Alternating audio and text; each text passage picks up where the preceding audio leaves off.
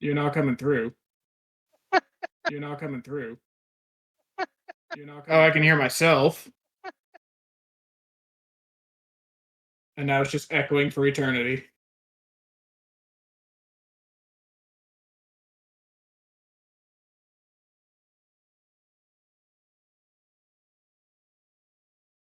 Someone put up the oof.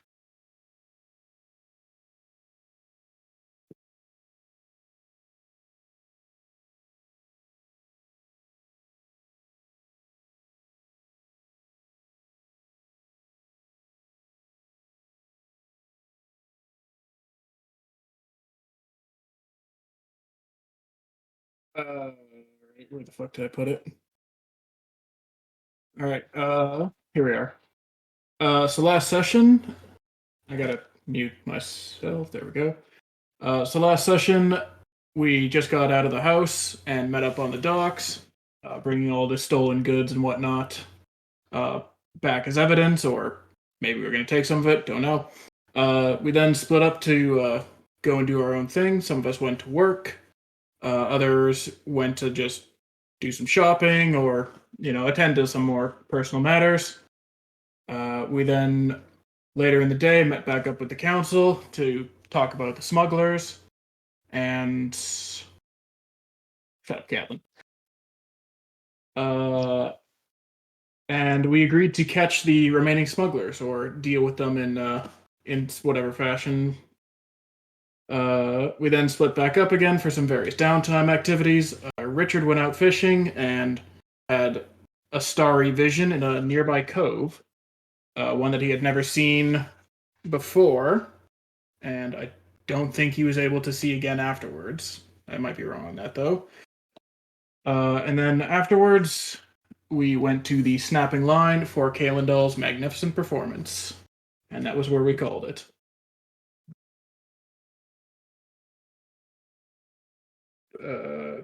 Try again?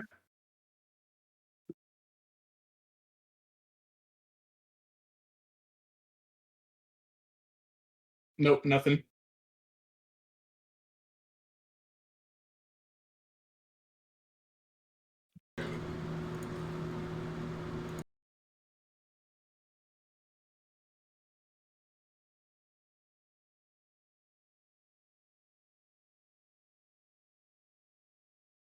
Yep.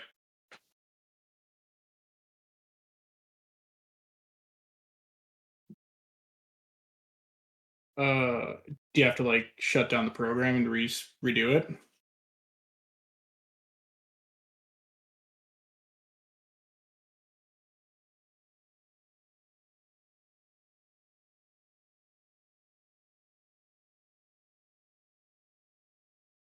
Yeah, and said somebody Okay. stall.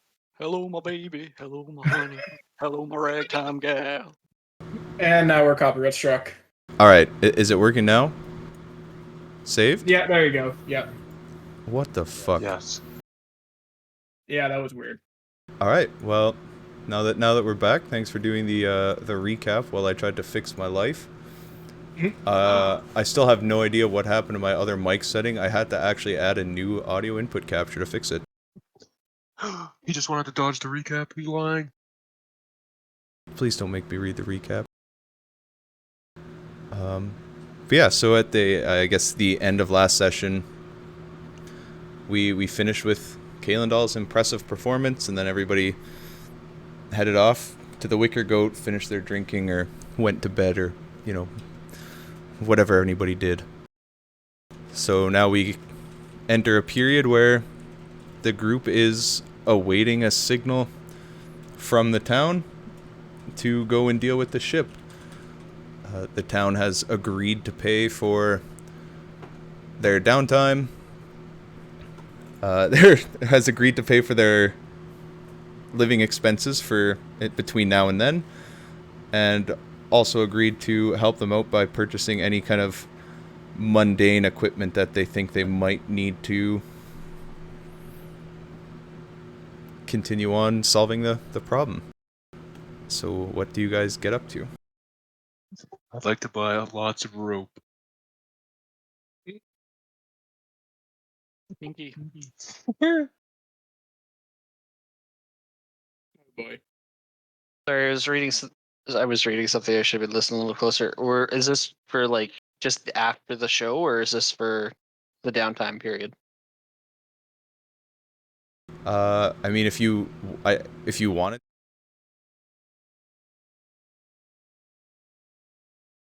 Wait, what the fuck? Did we just lose DM again?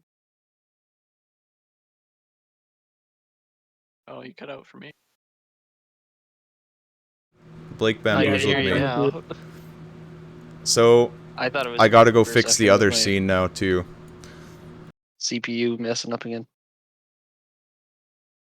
Oh, it was seen. Yeah. Well, someone quick show tunes. All right, it should be saved again. Yeah, we're good. What is life?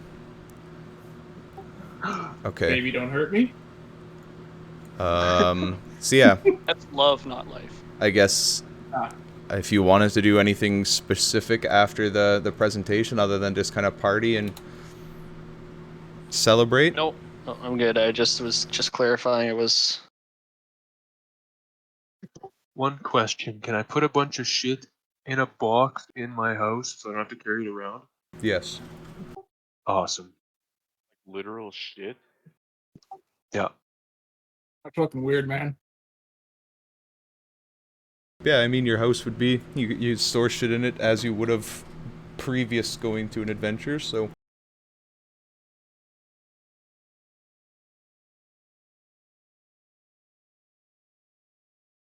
Okay, yeah, so we have kind of the, I guess, first day of downtime. Does anybody want to get up to anything specific during the downtime, knowing that the city is going to pay them for living expenses and they don't have to be concerned about that? Nope. I'll still be helping We'll out. probably still just be fishing, making more money. I would be looking around, doing a little bit of research on lore and like ghost stories and different, basically just different stories around town, like folklore and stuff that they probably pass around from either word of mouth or written down or stuff like that during like the first half of each day, and then near the latter half, whenever anybody is once everyone's coming in from their day of work and they're having basically the big festival this week still, I assume. It's kind of coming to an end. Yeah, currently it is Rich Fest the 6th, and the festival ends on, or I guess not the festival, but the celebration would have ended on the 7th, because there's 7 days in a week in the Greyhawk calendar. So this. Okay, well, I would make sure that I was out performing during that last day, because I would assume that'd be like one last big hurrah, and then splitting up my time between the snips line. Sorry, was that what it was called? The snapping line? Snapping line and the wicker goat. Mostly between the snapping line, though, because I like the stage there. All right. I would try to find Bobson to get him to identify the scale mill.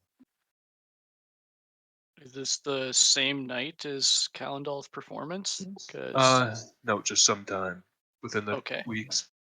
Because the performance went past my bedtime. I'm old. I get up at like 3 a.m. Go to sleep at 5. Okay, yeah, I can, I guess, ritual cast identify. Yeah, you could track him down pretty easily, and let me tell you what that armor was. Although I totally did before by accident. So that scale mail, after identifying it, is Mariner's scale mail.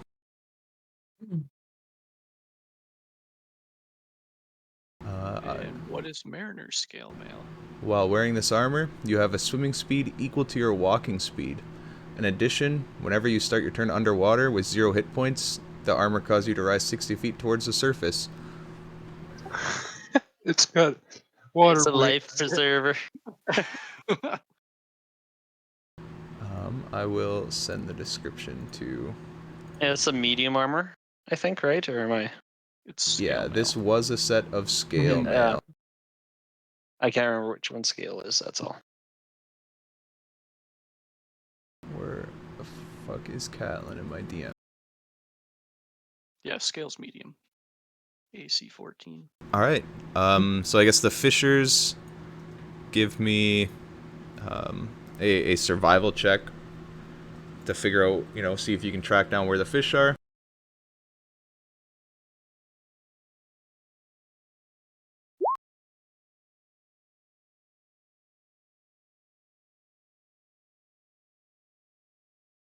All right. You push off on your boat and go to where you think some fish are. So give me a dex check to see how adept you are at casting out your fishing line. Jesus. Oof. All right. You cast out your fishing line in some capacity. Yeah, and then I guess give me a strength check to kind of sum up how good you are at setting the hook whenever a fish did bite.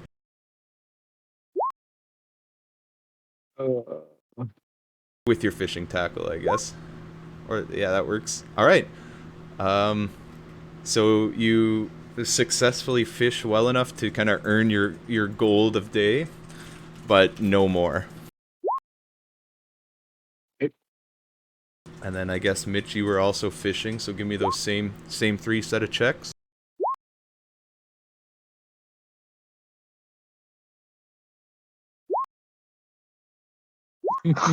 You also don't know how to cast. All right, so your day of fishing goes much better than Richard's, and you managed to earn yourself an extra gold, so you get 2 gold for your day of fishing. Yes. All right, so Catlin was tracking down Bobson. I guess what were you doing after that? Just my job All right. all week.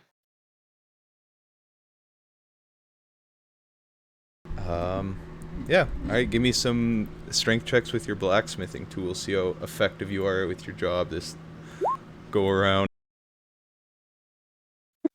How does this town survive if all the professionals are this terrible at their job? I don't know.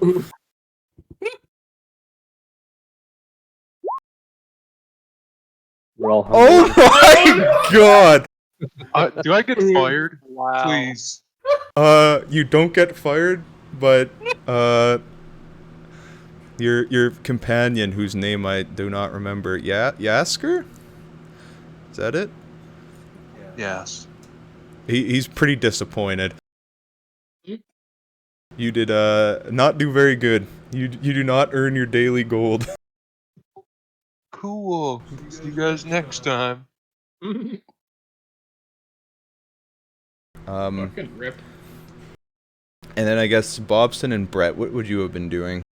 Brett, you told me you were gonna... Shit, I forget the first half.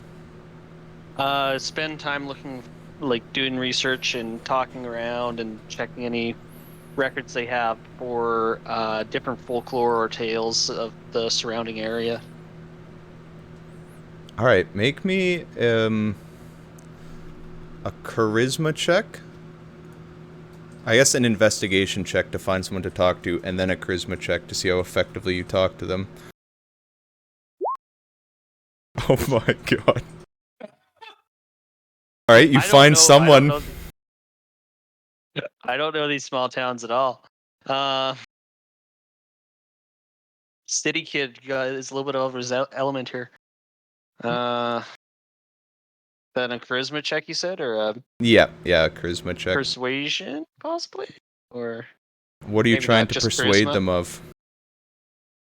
I would assume to.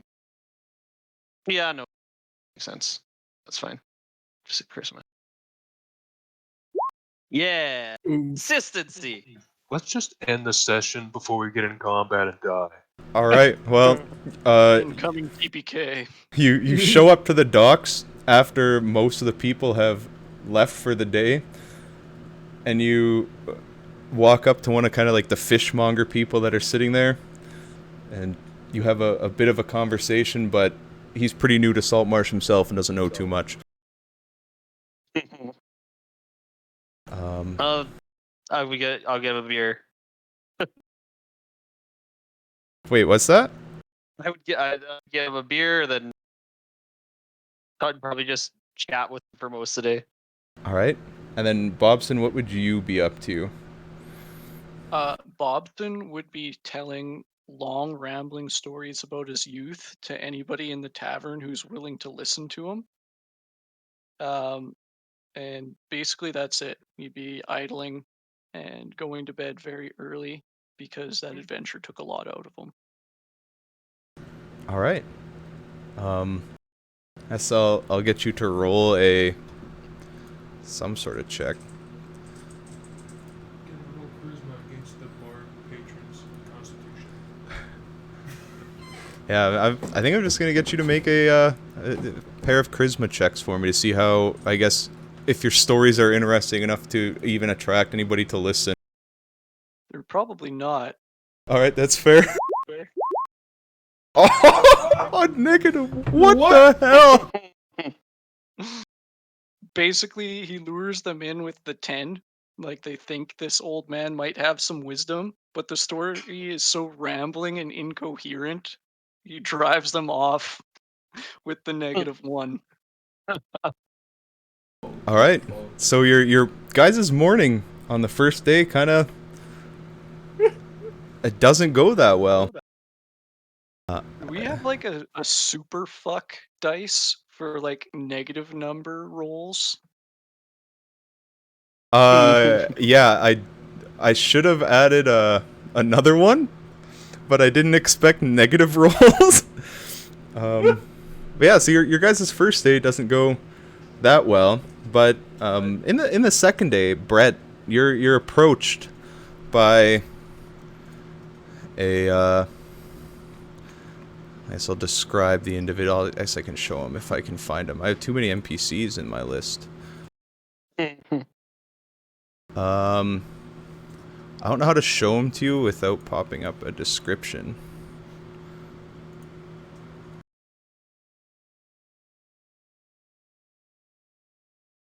I can promise not to read the description. Just cut and paste everything into DM notes. Wait, I got it. You're approached by this guy. Oh! Ugh. And yeah, he walks up to you and says, "Hey, you're the bard that gave the performance about the haunted house yesterday, right?" Oh, that I am. Calendar Serendir at your service. I was sent by the town to get you and your group. They think they spotted something. Oh, already? It's, I thought we had a little more time than that, but, yes, I can go find the crew, as we tend to call ourselves.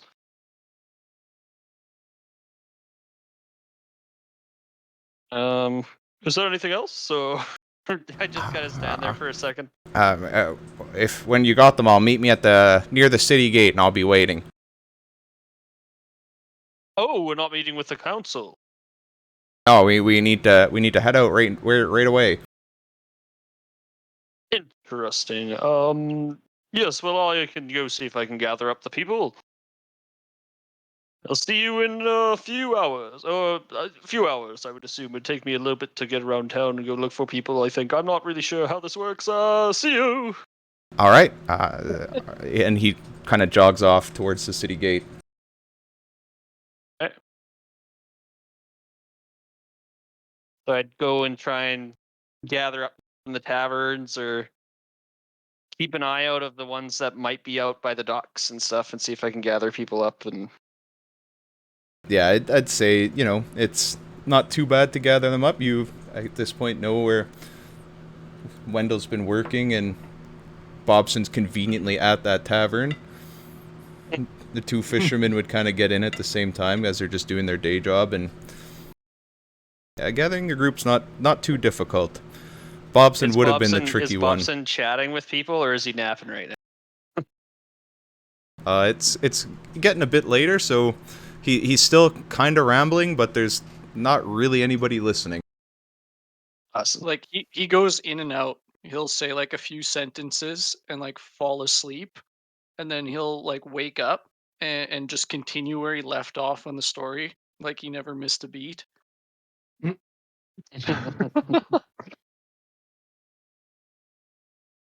All right, so you guys, or I guess Kalendal approaches you all, tells you he's been summoned, and you guys head to the gate. Mention like, the odd thing is that it seems like they sent for someone we don't recognize, and I'll be honest with you, it's seems odd to me that they would come, that the townsfolk would send for me and not one of the locals like those you fishermen. I get the feeling that perhaps I'm a little bit suspicious this might not actually have to do with the town, because I don't know, it just seems odd. They said that it would be a while before they got a hold of us.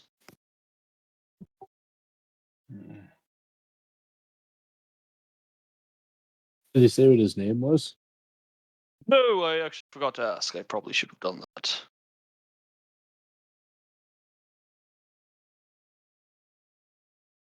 Anyways, follow me, and I kind of try to leave out. Would I know if Ida was one to send messengers or if she would come herself? If she wanted to deliver something. You know that she's important enough that she wouldn't track down, like she wouldn't track anybody down herself, unless it was convenient. You know, it like with you guys when she went to the dock to check on her ships and you guys happened to be there. But she wouldn't have went looking for you guys herself. Okay, so that would be in character of Ida for me to. I wouldn't think anything suspicious of Ida of that. Yeah. Somebody, she'd send for somebody. Okay. Although you would, I guess, Richard probably know that it's usually a guard.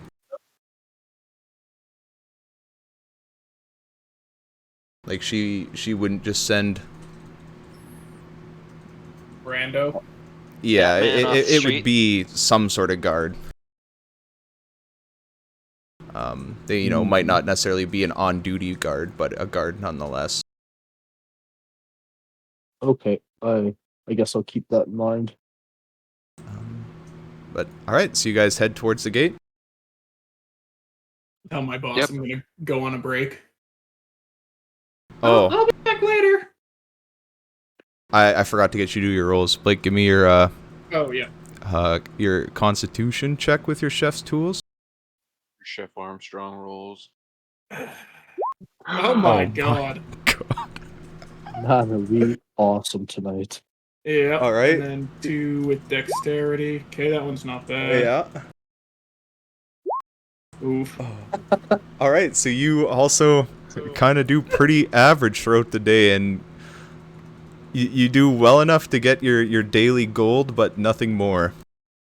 Hooray. Right.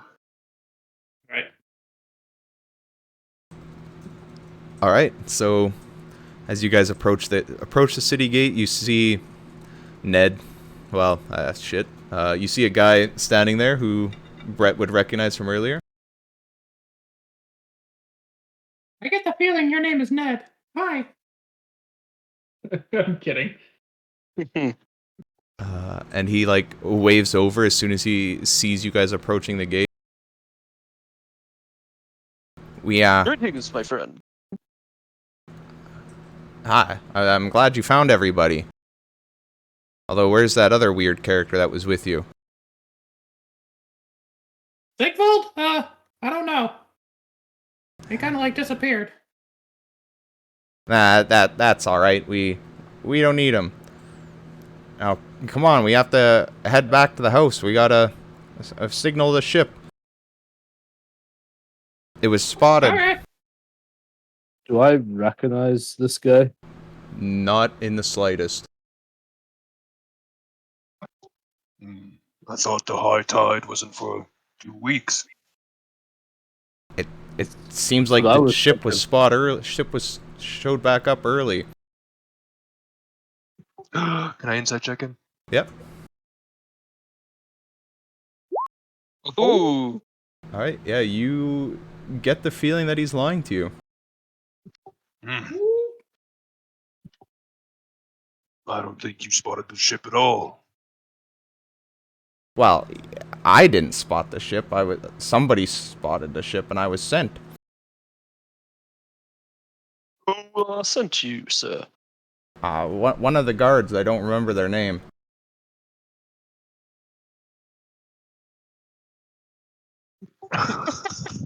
Well, I kind of look at the group there. It probably wouldn't hurt to at least check it out, would it? Nah, that sounds like fun. Besides, I still got like an hour on my break. I gotta kill some time.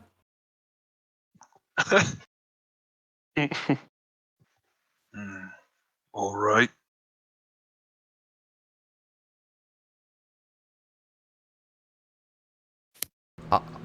All right. So you guys follow him through the gate. The guards, they open it without question.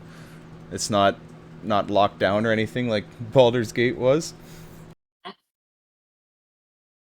They're a bit more alert than they were before because of the fact that they're waiting to get signaled. They're not drinking on duty like they were last time you guys ran into the guards. So, what's your name, sir? The name's Ned. Ned? Oh. Good to meet you, Ned. As you know, I'm Calendal. We have Bobson over there, Wendell, Gringus, Gore. Sorry, still trying to learn a bunch of characters' names off the top of my head here. I'm just reading off the. And Richard. Sorry, Yeah. sorry, George. No, I'll Oh. change. And what's Blake's character's name? Oh, right, that's Wendell. Wendell toss salad. Yeah. Hey, Oh, it's good to meet you guys. What do you do around here, Ned? Well, I don't really have a job. I have a little bit of money that my parents left me, and I just kind of use that to live. be fucking what, nice. What connections do you have to the council that they would send you? He kind of is visibly stammering. You seem nervous there, Ned. I was just sort of in the right place at the right time, and the guard at the gate told me to fetch you.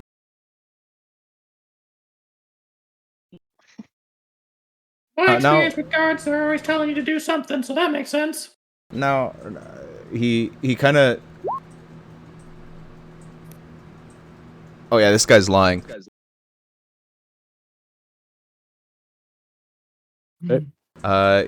He's kind of walking noticeably faster, so he could kind of stay ahead of you guys, and he's.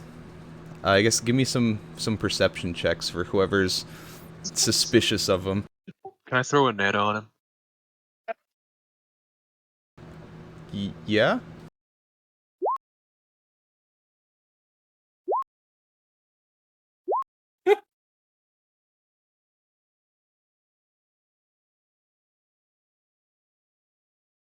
Yeah. If I see one net go, I'll probably be throwing a net as well. Your net hits him. Gringus's hits him. Hey, what's this about? I don't trust you, so I'm gonna search you. You guys have some weird traditions around here. And I'm gonna start searching his body and his pockets. All right, give me a investigation check at disadvantage because he's actively trying to fight you, even though he's netted, but he's not tied be- down. Helping hold him down if he's searching him. All right, He's just an netted. investigation then. He's netted. Oh my god. Oh! I'm gonna use my inspiration. Oh, all right. Still have disadvantage, I think. No, Craig's helping, so we got the Oh, at okay. least neutral. All right, so you kind of search him over, and you find that he has a short sword, a hand crossbow with a set of bolts, and not much else on him. He's like, hey, what gives?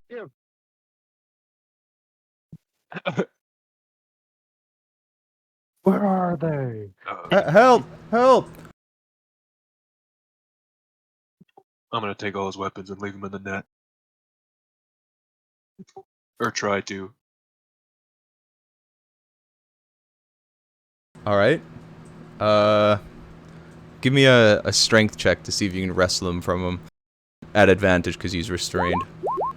Oh my god. Oof. All right. Well, you had Take that advantage, shaft. so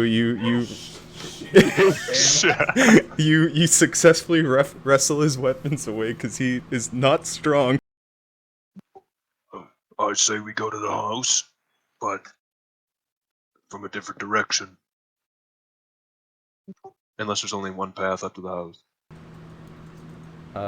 So I guess remembering from when you guys did previously walked up to the house, it was kind of just the long, windy path that you guys are on that walked pretty much straight to the house, but the walls was pretty much completely like destroyed in a lot of areas. So you could, like go into the forest and circle around a little bit, but the house wouldn't have too many more direct entrances than just the path, because it is kind of on the cliff side.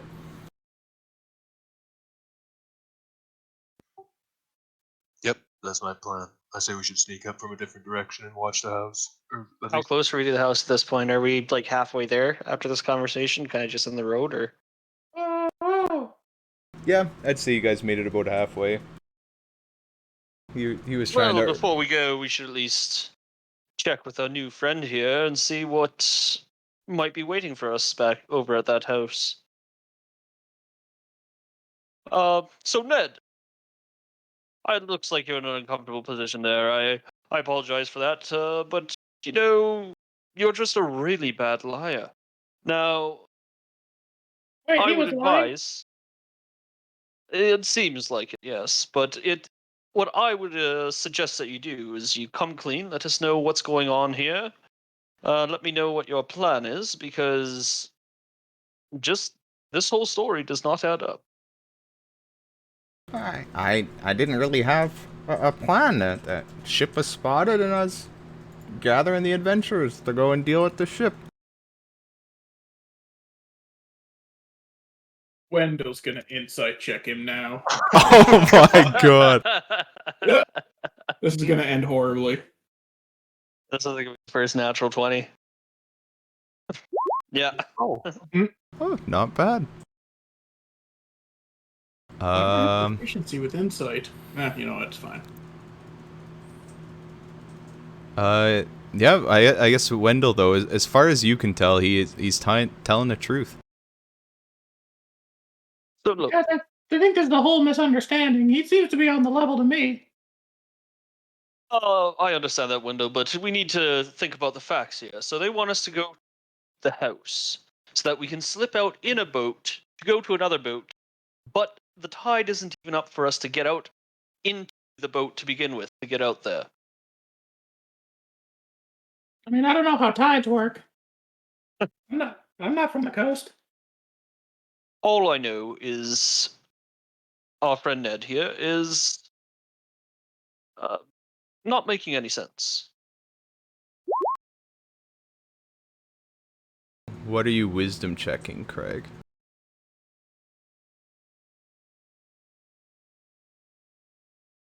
Hello?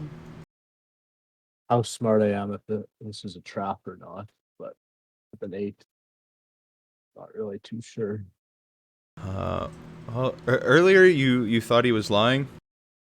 Yeah, I think he's lying, but I'm not really sure what's up there. I was just seeing. But yeah, you're not really sure what his plan is. Yeah. No, Ned, I'll be your carrot here. I'll let you know. You know what? I've got a fancy, nice gold piece here for you. If you just let us know what exactly is going on, rather than the stick, which I'm sure a lot of my other compatriots here would be much more willing to bestow upon. I just look at my walking stick. I'm not giving him this. It's mine. Jesus. I kind of just pull out a gold piece and just kind of flick it up in the air and then catch it.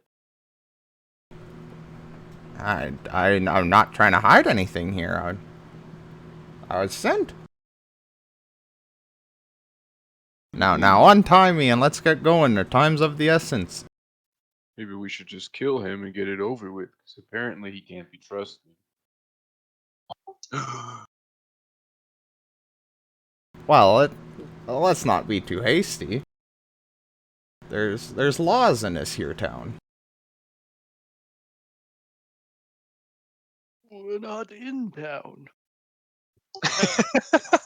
This is the jurisdiction still.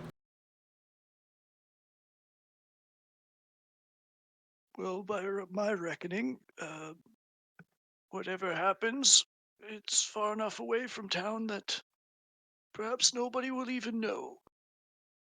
And I'm trying the oldest man intimidation ever. yeah. Do it. All right. With my -2. I crack my knuckles threateningly and then go, "Ow! My arthritis!" Yeah, we are in jurisdiction, and those guards at the gate, they watched us walk this way. They sent me. They know I'm here.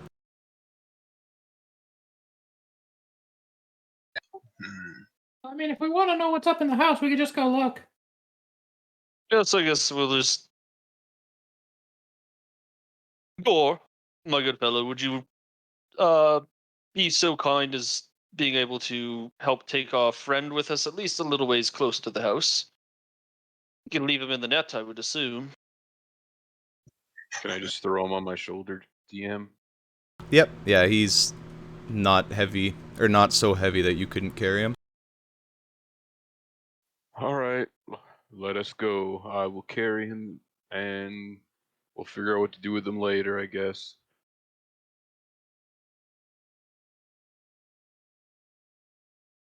All right. This would be rather embarrassing if we are wrong about this, though, I will say. So you guys are heading up to the house, have this guy slung over your shoulder, wrapped in a net. What order are you guys walking in, and are you trying to be sneaky about it, or just walking up the path? I'm not trying to be sneaky at all. Probably be at the front, and unless someone told me to be sneaky, I would not be being sneaky. Yeah, I'd be towards the back. I would have wanted to come in through like the forest side, but if no one else wants to, it doesn't really matter to me. I'm not exactly a tactician, so I'll just listen up to whatever people want to do. Okay, I'll be behind Wendell.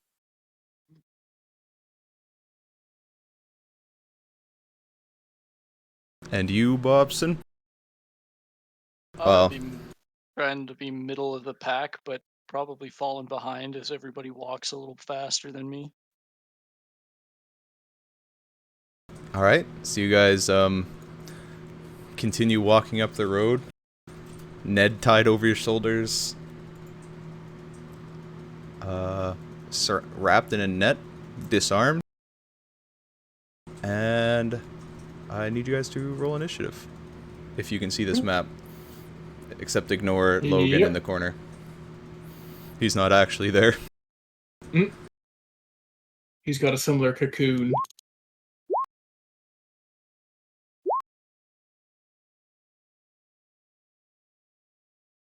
Yeah, you guys, I guess, can organize your tokens in however you would have been walking. I think they're in roughly the right order, but We may suck at our jobs, but we're ready to fight. oh no, I forgot to clear it. F in the chat. I thought it overwrites it. It does. Mine Yeah. overwrote. Half of them, most of them didn't. Oof. So Gore did. oh, okay. For some reason, I have 2 entries, but my other screen only has 1 entry. Yeah.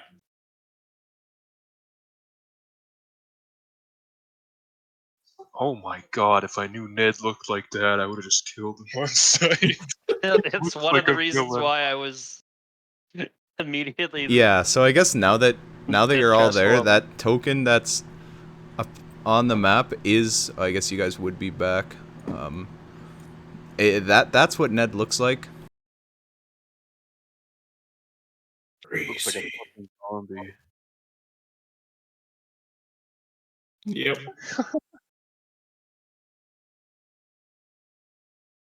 Man, you guys were fucking ready for this. Oh, we were on our guard. And sorry, let me roll. This whole encounter has been smelled fishier than the docks.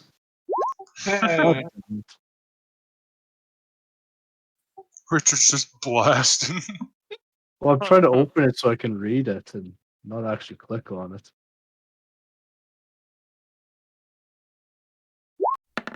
Oh, do you get that from Circle of the Stars, Guiding Bolt? Yeah. Yeah. That's cool. Pretty Yeah, dope. trying to open it to read it to see what I could get away with, but Sorry, 1 second. Trying to find some stuff to do some things. I say we kill Ned if we have to. I hate him.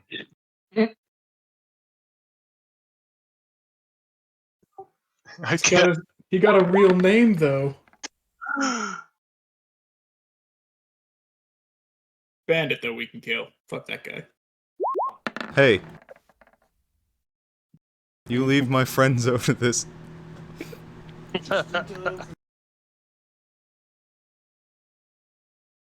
Sorry, I'm not used to on the fly setting all this up, and I forgot to add those stupid extra tokens in. So these guys were trying to hide, but they're not that good at hiding. And you guys were suspicious, and Richard is extremely perceptive.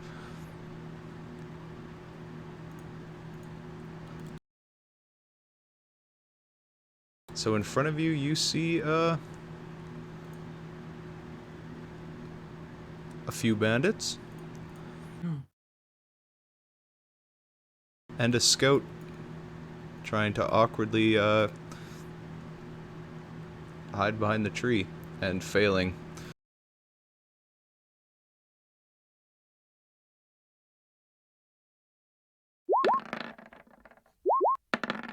Alright, I'm just getting them a turn.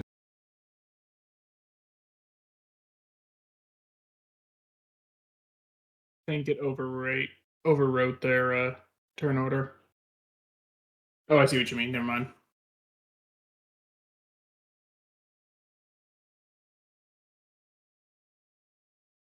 Alright, yeah, so you guys can kind of organize yourself however you would have been kind of like before this line.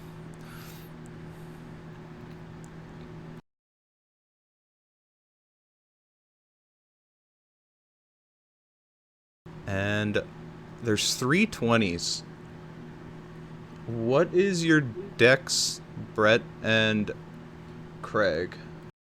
+2. +1. Oh, +1. Sorry. Alright, so you two can decide who goes first, and you go before the bandit. Okay. I'll go. If I do, you want me to go first, sir, Craig? Yeah, it doesn't matter. You go ahead.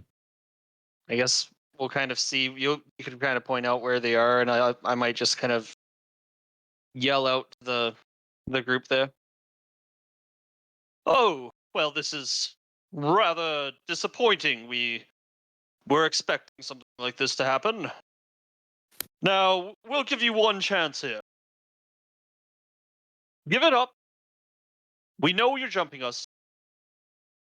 Just give it up, walk away, nobody gets hurt. And I'll try and convince them not to fight us.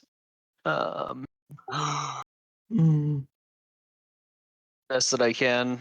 It might not be the best at intimidation, but basically kind of showing off that like Ned's being carried by Gore and patting Gringus on the shoulder here, just basically trying to show off the muscle. All right, yeah, give me an intimidation check. Taking the Austin Powers dad route. Do you know how many nameless bandits I've taken out in my day? Why don't you just lay down on the ground, save us both the trouble? All right. So you can kind of hear the pairs of the bandits murmur against themselves or amongst themselves, and you hear, you kind of catch some mattering or some of them saying things like, well, maybe he's right, maybe we should. And then they're murmuring against themselves for a few minutes, and then Ned's like, nah, kill them, they have me tied up. And then they kind of re-ready their crossbows. Yep. I will then look at Gore, say, oh, he might want to step down the crash there. It's I get the feeling that they're going to get to see your abilities firsthand and give you inspiration. He's on the phone, but he would thank you.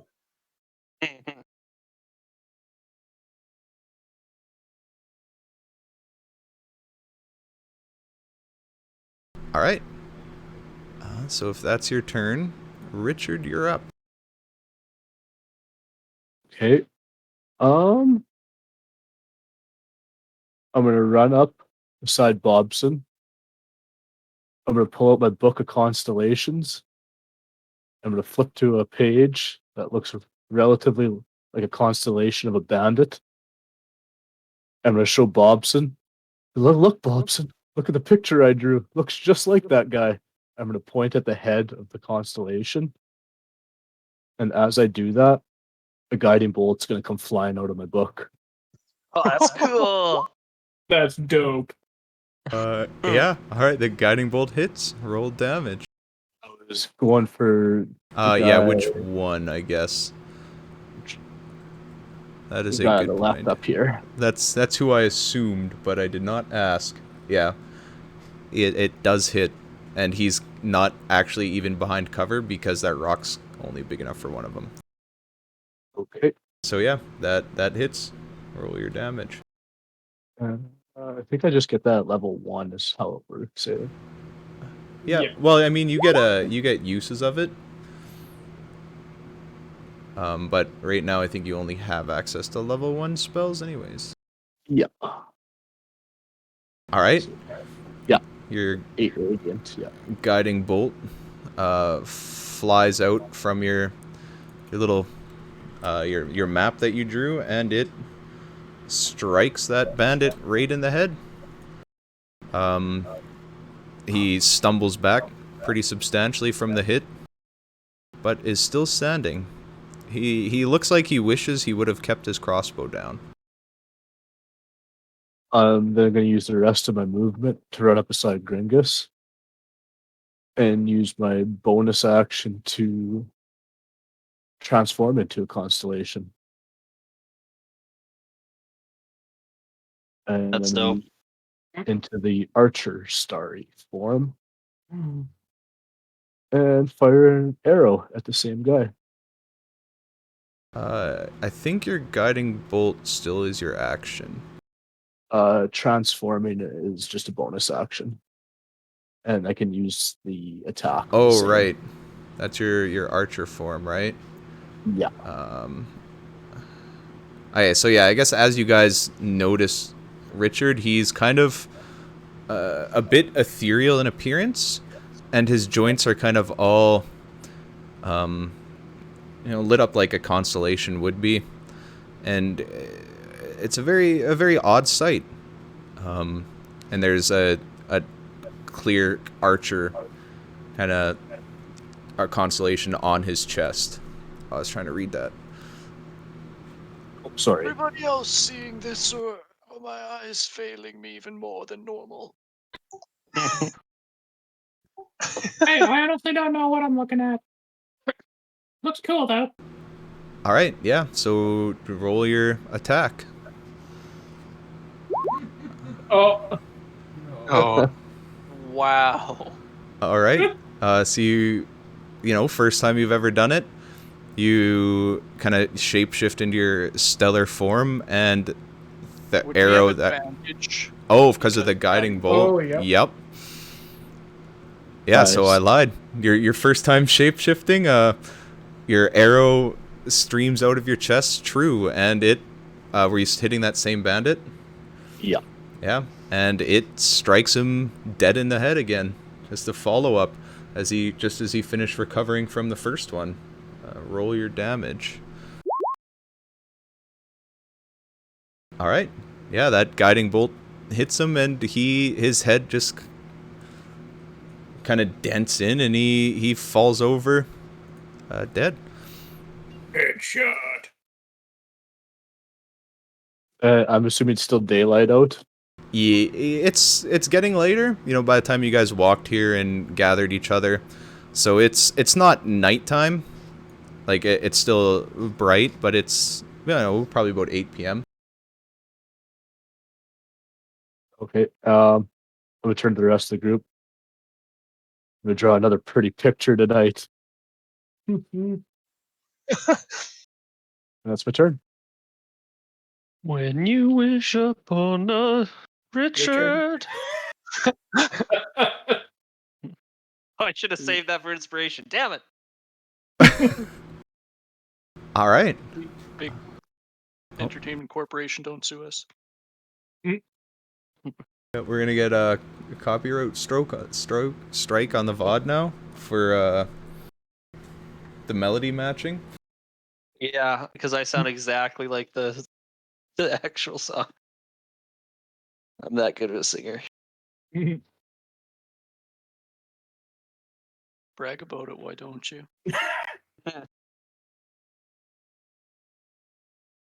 All right. So with that, it is now the bandit's turn. So the first bandit's gonna kind of yell at you and say, "Hey, Hey. that was my friend," and he's gonna shoot a crossbow at Richard. His light, yeah.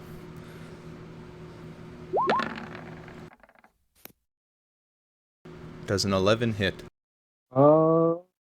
11 does not. All right. He's gonna kind of curse under his breath and go back behind his rock, start reloading. This other one, not really paying attention to what happened over behind the rock, is going to just attack the leader of the group, which is Wendell. That hits. Wendell. I was gonna say sees it coming, but he probably wouldn't. But he just kind of like cowers a little bit, and I'm gonna cast shield. So that'll miss. All right. So the crossbow comes barreling straight for your chest, and then as you cower, it just gets ricocheted with a kind of a bright arcane flash as the bolt just gets slapped away. Oh, that was lucky.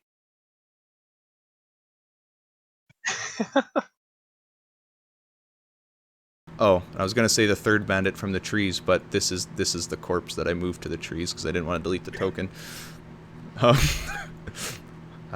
Yeah. So that's the bandit's turn. Gore, you're up. I'm gonna dash right here and say, "That was your friend, but you're about to join him." And I end my turn. Oh, he's noticeably shaken. Give him a round to think about it. Do we see all these guys, right? Wait, I forgot. I'm gonna move here and not there because I forgot I'm using a lance on this character. All right. Yeah. Kind of Richard, as you guys approached before they ambushed, Richard pointed them all out because he was kind of looking. And we can see that they're all holding ranged weapons at the moment. Yep. All right. Well, Gringus is inspired by Richard's insane display, so he's gonna dash forward. What kind of action is it to go prone? I Would you just do it as? I don't actually know. I'm guessing it's just a free action to drop prone, but it's half your movement to stand up. Yeah. Can anybody confirm? I don't know. All right, we're going with it. Gringus is gonna go sprinting over here and do this like super fat guy action roll where he kind of just kneels down and then rolls slowly behind this tiny stump and goes prone. And that's my turn. All right. So Ned, I guess I'm assuming his dex is higher than yours, but what's your dex, Colton? Bobson's dex is 12.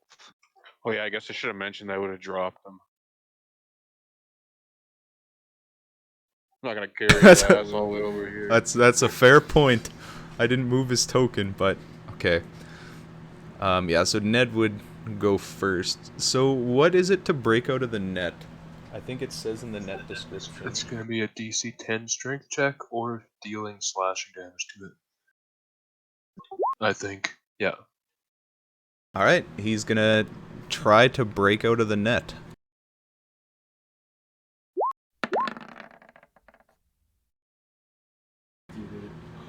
Did he have 2 nets on him? Craig, would you have thrown your net after after Gringus has hit him? Probably not, I guess. If he was already wrapped up in it. But if he was still trying to flee with a net on him, I would have. Yeah, no, pretty much as soon as the net hit him, he, fell over as you would with a net on you and got wrapped up pretty handily. Yeah, I wouldn't have then. All right, so that was his action. And then he's kind of gonna, he's a bit of a bitch. So he's gonna try to run away from you guys to get to his friends. And that's his turn. So he's no longer restrained. Bobson, you're up. Gentlemen, head is escaping. And I'm gonna wander over here and try to slow him down. And I'm gonna cast grease in front of him or on him. Nice. Greasy. Do you want to click grease for me? I don't think I've ever seen that spell cast. Yeah, you did. It was the first spell we did on Waterdeep. I cast it Really? on the guy that was annoying me in the very first episode, or the very first Oh man. session. Icus knocked down the whole And I wasted a spell slot on that instead bandit of fight in the attacking myself from bar. Sturgis. I wasn't there for that. Alright, so you're putting it Kurt, thanks Brett for making these nice templates, like right there. One corner would be on him. Yeah. Alright. Exactly.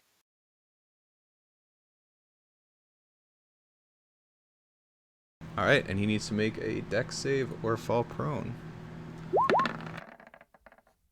Oh? Fucking Ned's a greaser himself. Alright. Yep. He does not fall prone. He gets an extra bonus 10 feet of movement. I see that he doesn't fall prone, and I step back behind this tree. Ooh. All right. So if that's everything, Wendell, you're up. All right. I'm gonna move behind this tree here and look at Ned and just go, "Hey, stop running!" and cast Mind Sliver on him.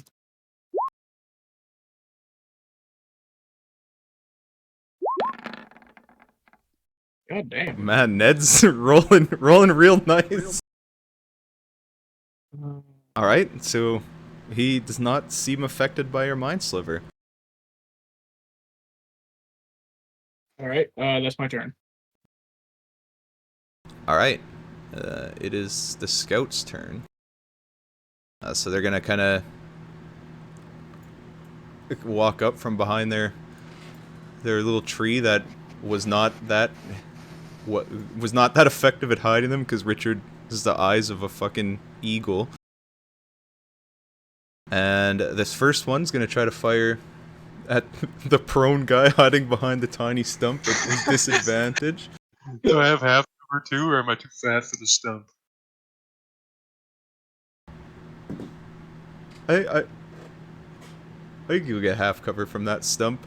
Oh. You got the good angle, and they're trying to not come out, and it's hilarious.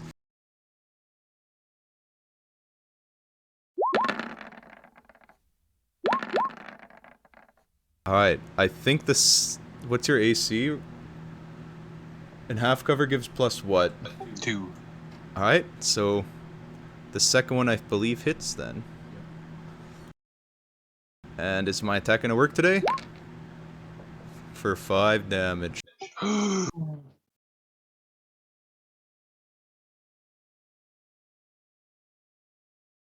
then the second one's gonna kind of duck around. They're wanting to not just fire 4 arrows at the close guy. One is gonna go for Wendell in the trees to kind of protect Ned.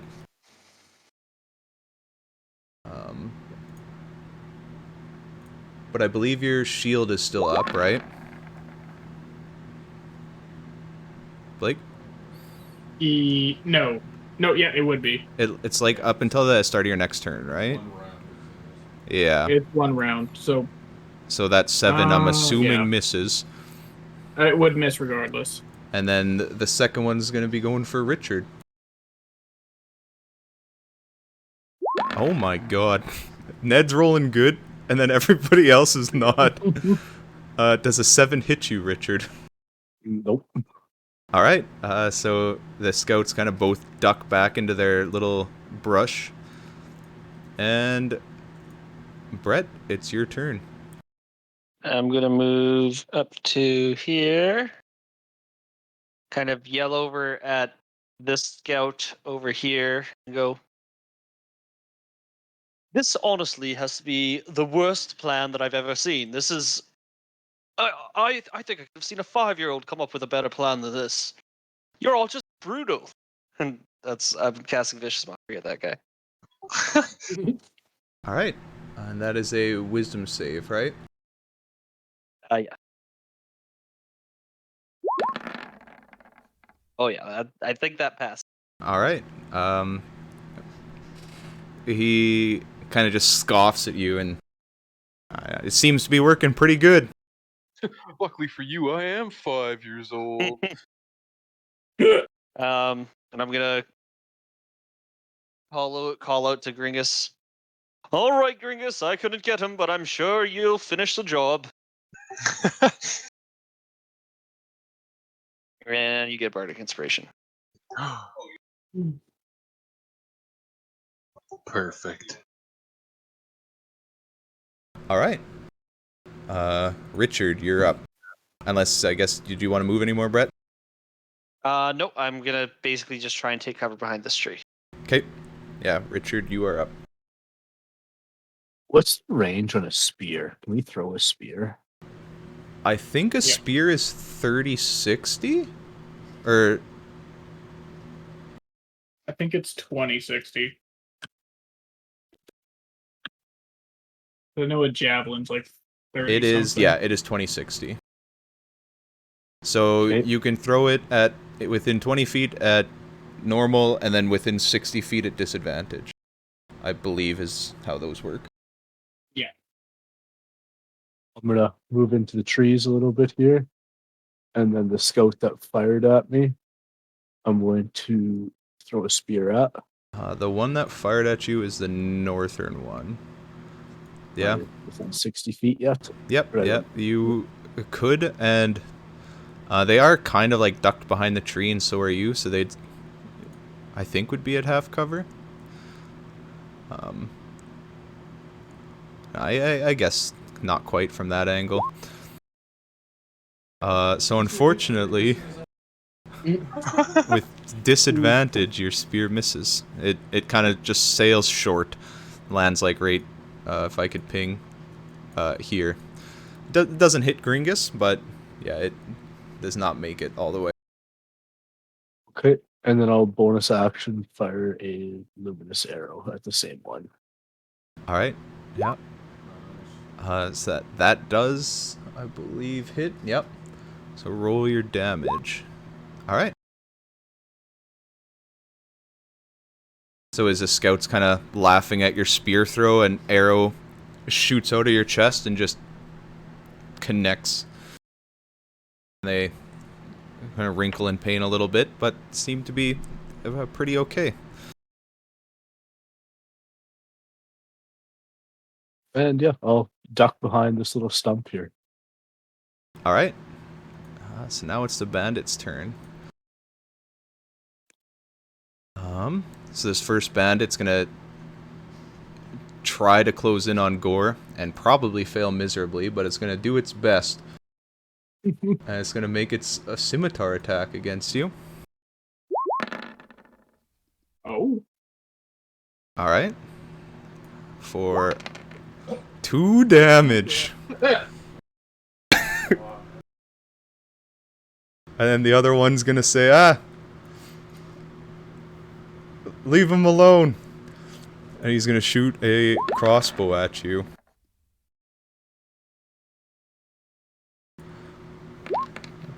For 2 damage. Holy, another 12 or 15 more of those, and you're gonna be in trouble.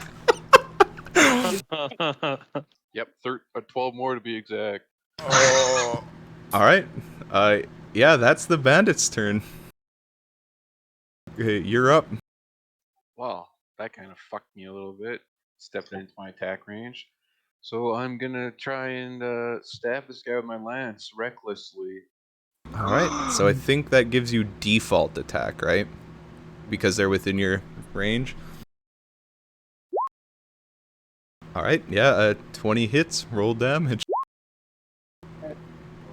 Alright, you kind of reel back from getting stabbed, shrug it off pretty easily, and then just run your lance right through his chest, and when you pull it out, he kind of just falls over dead. Well, go join your friend. How big is this rock right here?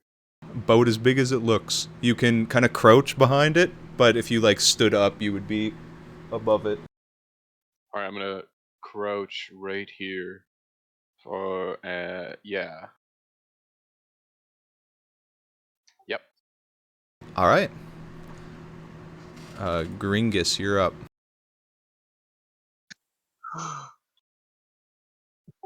Gringus is gonna look out from behind the stump, pull the arrow out of his ass that he got shot with, and he's gonna start army crawling this way. He gets tired of army crawling, and so just starts rolling. And he's gonna stay prone behind this tree, and that's it. Alright. Just picturing a bunch of Dark Souls rolls. Yeah. No, they're just like hot dog rolls. That's even better. Oh, that's even better. Alright. So is that your turn? Yep.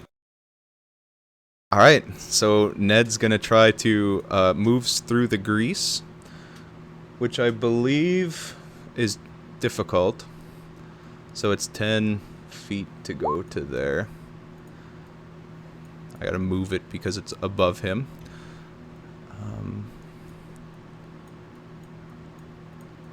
Yeah, so he's just gonna run up, and then he's gonna use his bonus action to dash. He's gonna dash up to his scout friend. Oops. And he's gonna say, "Quick, give me your sword. They took mine."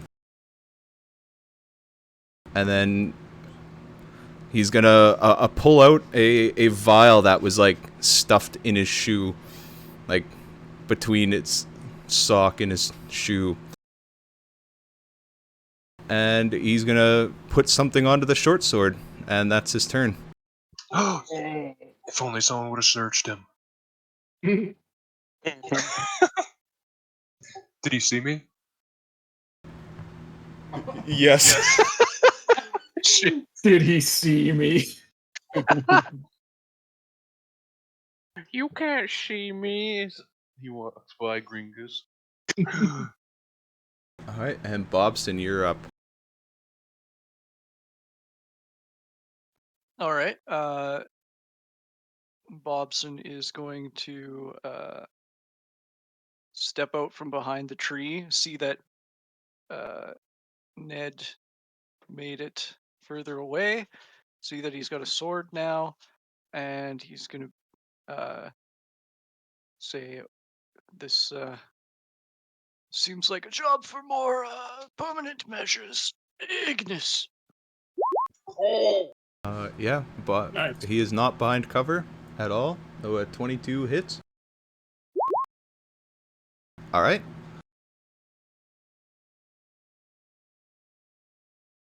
Yeah, the fireball connects with him, and he kind of hits him square in the shoulder, and he kind of juts his shoulder back, pops it into place, and grins at you, and that's No. no. Mhm. All right, is that your turn? Yep. All right, Wendell, you're up. Also, Gonna move. my grease moved 5 feet to the right for some reason. Yeah, there we His go. token was under it, so I had to move it. Ah, fair enough. I'm gonna walk out into the middle of the field here.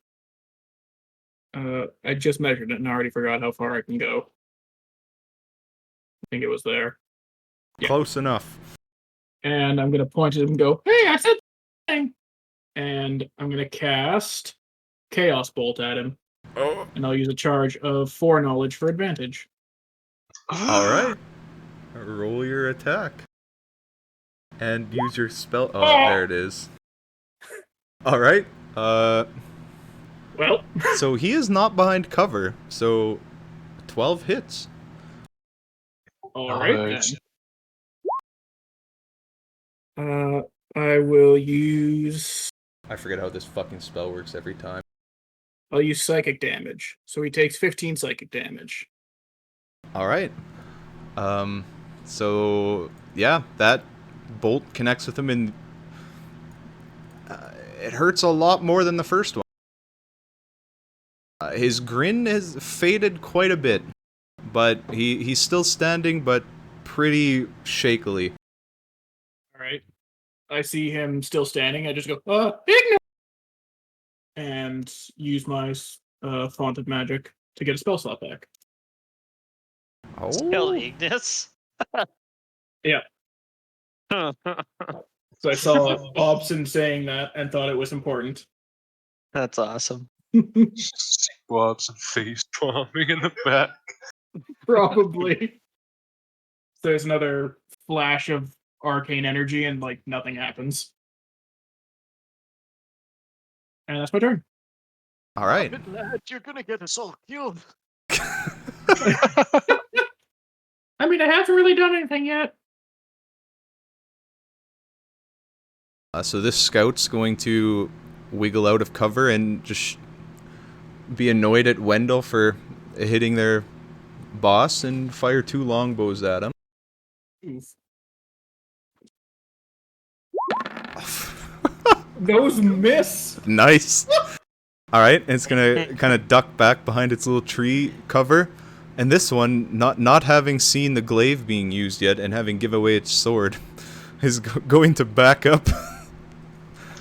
I even hit him through all this shit. I'd say you could take your attack at disadvantage through the. And I'm also prone. Oh, I'd say you probably. That would be disadvantage either way. Oh, yep, because disadvantage don't stack, so you would get your disadvantage glaive. Nice. All right. Yeah, the 16 hits. All right. So you bring your glaive down, and it definitely connects.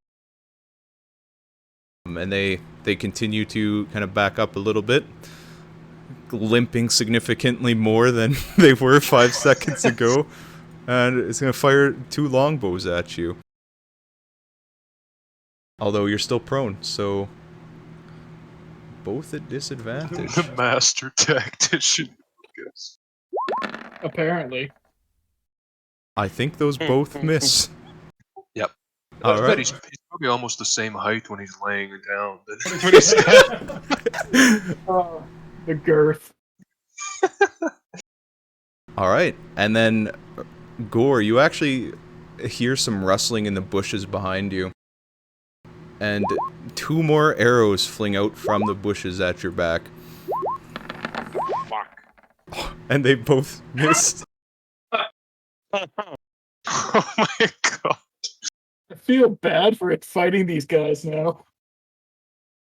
Yeah, as another scout kind of appears up on the cliffside. The first shot would not to team up with the bad guys, but the first shot would have been with advantage because he was hidden. Oh, true. So the first one would hit for 1 damage. Oh, 6 damage. But you are. Oh no, you're not raging. You just attacked restlessly. Sorry, Gore. It's all good. That way I don't feel. They both would have had advantage actually because I attacked recklessly. Yeah. The second one would miss regardless. I need to make a reckless symbol because that's true. But yeah, so yeah, only the that's a 6 lot. damage.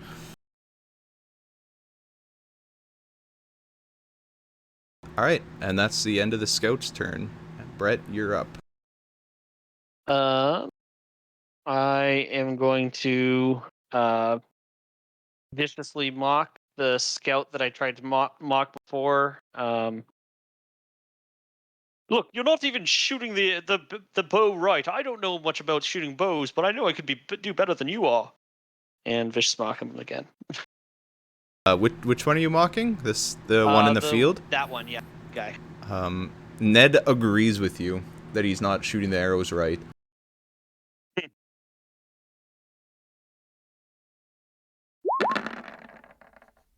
All right, does a 12? I believe. I think I have 13. Double check. My guess would be 13. Yeah, 13. All right, so roll damage. Okay.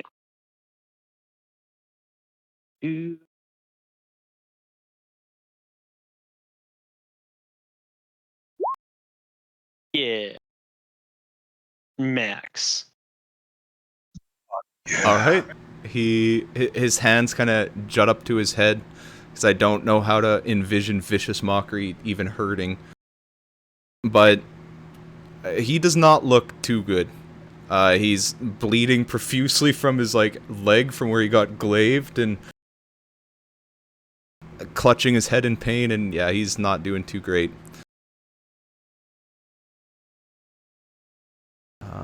And is that your turn? That would be my turn, yep. All right. Richard, you're up.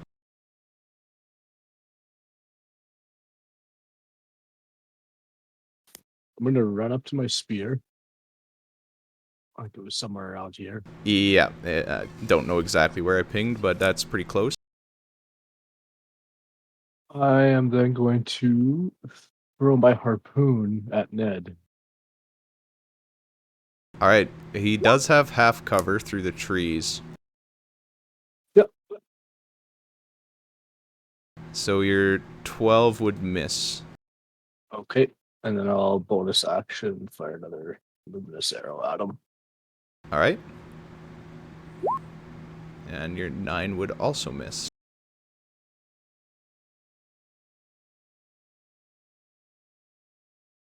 Nice.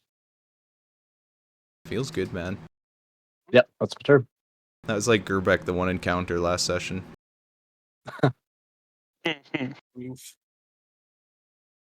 Alright. So the bandit, not wanting anything to do with gore, is gonna run at the person that just came up that he can strike. So you can't quite reach anybody else, and he's gonna make a scimitar attack against you.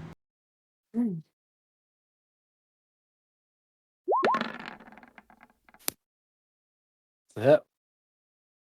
Alright. Oh, nice. That doesn't work. For whatever reason, I didn't even delete any of the bandit tokens.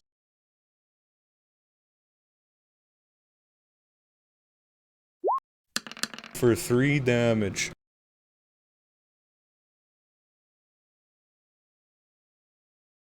How dare you make me bleed my own blood?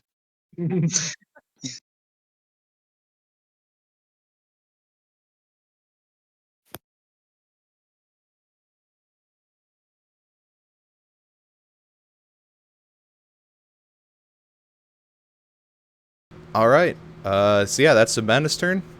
Gore, you're up. That wasn't very nice. And I'm gonna attack recklessly again.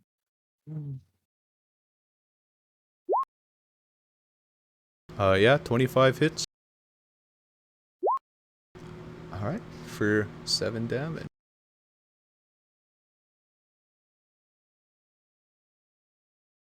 Alright, yeah, you kind of run and do a bit of a jump. It's not too high of a cliff. You can get up it pretty easily, given that you're like 7 feet tall. And yeah, you run your javelin through them, and they kind of dodge it a bit, but it grazes them pretty good and does a pretty good chunk of damage. But they're still looking okay.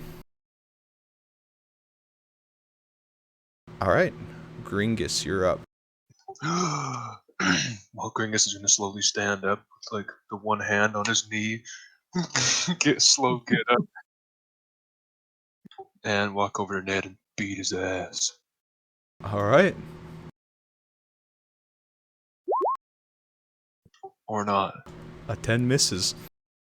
You see Gringus reach into his armor and pull out a little cylinder with a button on top.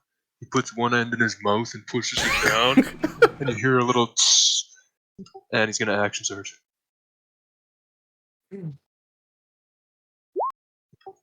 That's a 14. Yeah, a 14 hits, because you're right up in him.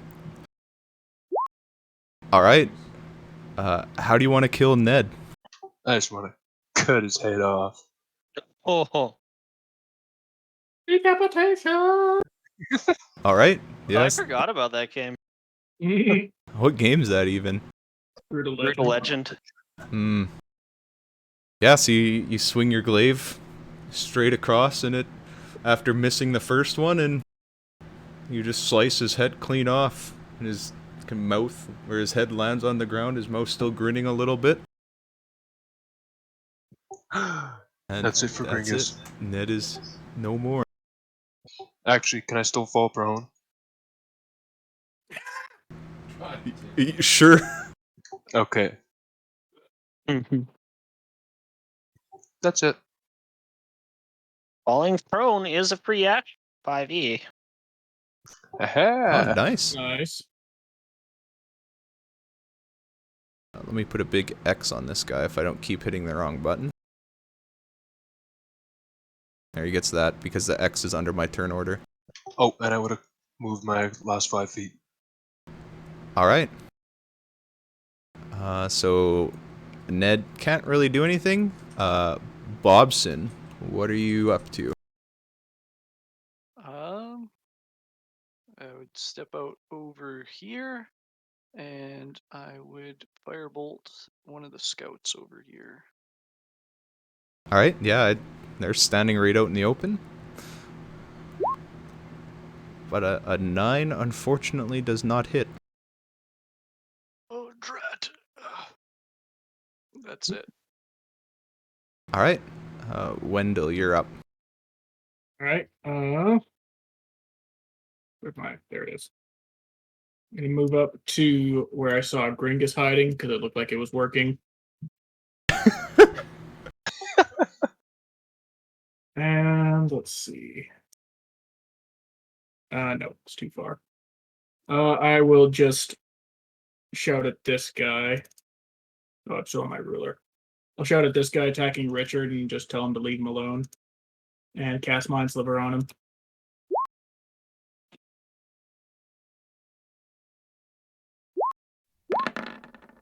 All right. I don't know how to describe Mind Sliver, but he takes 5 damage. Wendell doesn't know how to describe it either. Something bad happens, and now he's hurt. Yep. And that's my turn. All right. All right. So it's the scout's turn. This first scout up here is gonna fire 1 longbow at Wendell and 1 at Bobson. Rude. Right, he rolls a 5 against Bobson as he uses his portent. All right. So that first one, I guess, would have been Wendell, so I won't roll the second one. That hits. All right. Please work. Nice.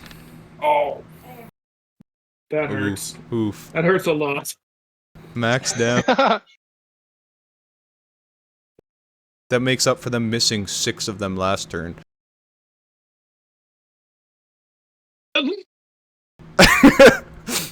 Alright, yeah, so the first Wendell just hits you square in, like, I don't know, somewhere that would do a lot of damage. And then the second one misses the old dwarf standing in the middle of a field completely. And the scout looks a bit confused because he thought he aimed a lot better than that. The second scout I almost completely forgot about. So this... How does making ranged attacks in range work when the range is 10 feet? Like, I'm assuming it's the same as with 5 feet.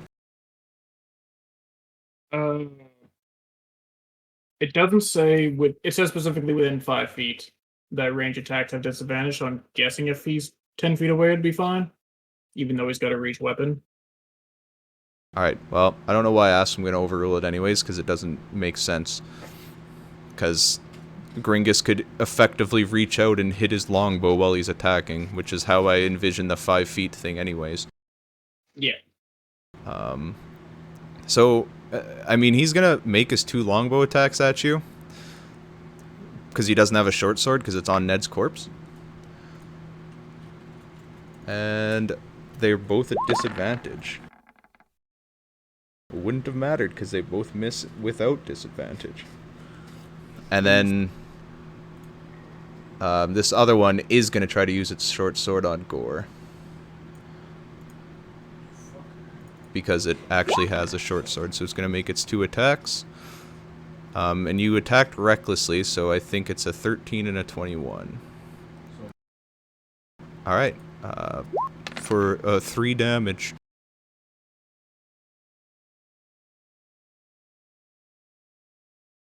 Alright.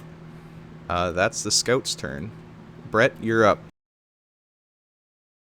I'm kind of frustrated that my... Well, I guess I did a little bit of damage from that time. I'm gonna viciously mock the scout again. Actually, wait, hang on. I guess with his first attack, it was disadvantage, right? That longbow one that he was tossing out? Oh, you are right. Wendell magically does not take 10 damage. Yay! Sorry, I forgot that I was successful there. I should have noticed before. I'm gonna say again to the same scout again. Look, you're just having a really bad day. You might as well just call it off, take a nap, and maybe find another profession, like maybe picking up rocks or something. I don't know. What do people do for labor? Yeesh. Are you... Yep. Yep. Come on. All right. So that was this scout again, right? The middle one, yeah. All right. Yeah. So it sheds a single tear after hearing you insult its profession, and then dies. Classic bard. Yeah. Bullying people to death. Oh, sorry. All right. Yeah. Is that your turn? Yeah, that's all I can do. Got one bardic inspiration, but I'm gonna save it. All right. Richard, you're up.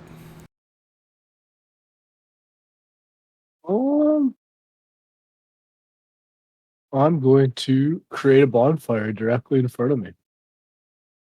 All right. So I guess this isn't at disadvantage because it's just a dex save, right? Mine's a D6 because I mind slivered him. Ooh.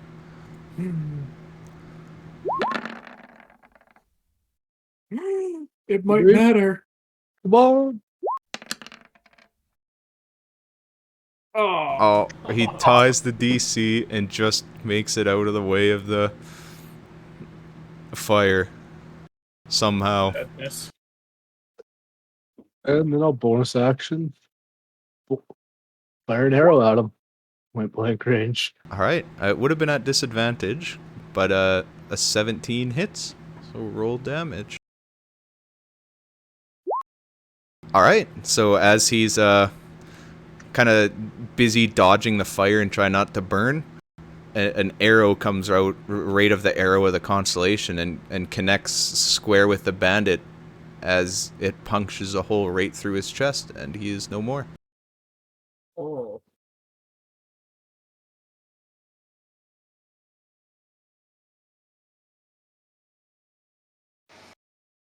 All right. I don't have anything witty for that one. Fair enough. Is that your turn? Yep. All right. So there's no bandits left. Gore. Looks like your boss is dead. You will soon join him. And I'm gonna attack recklessly again. All right. Fuck! Yeah. You should have tried to suplex him off the cliff. She should have. Yeah. 9 unfortunately does not hit. He's like, what do you mean my boss is dead? We can't even see over there. I heard his head floosh on the ground. Very keen. Hmm. All right. Is that your turn? Yeah. All right. Gringus, you were up.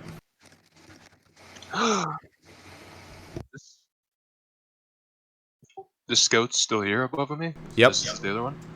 Yeah, that one is still alive. Well, Gringus is going to stand up and hit this guy. All right. Or girl by the looks of it. Yeah, the 15 hits, roll damage. I get to reroll that. You do, yep. Ooh, for much more damage. Hey. All right. Nice. So you bring your glaive across them, and they look like they've seen better days. They are very hurt. Perfect. All right. So Ned is dead. Bobson, you're up. Ned's dead, baby. Bobson kind of drifted off. He's like everybody that he saw before dead. He can't see the other guy. So he's just gonna slowly amble up here. Mr. Callan, how are things going? Got the name right though. Well, it's going quite well, I think. There, Bobson. A lot of dead people there, but yeah. Sometimes shit happens. That Ted was the cad. Lying, leading us into this ambush. But we took care of that very handily, didn't we? Oh yes. Well, I'm just going to ease my weary bones, and I'm going to sit on this stump here.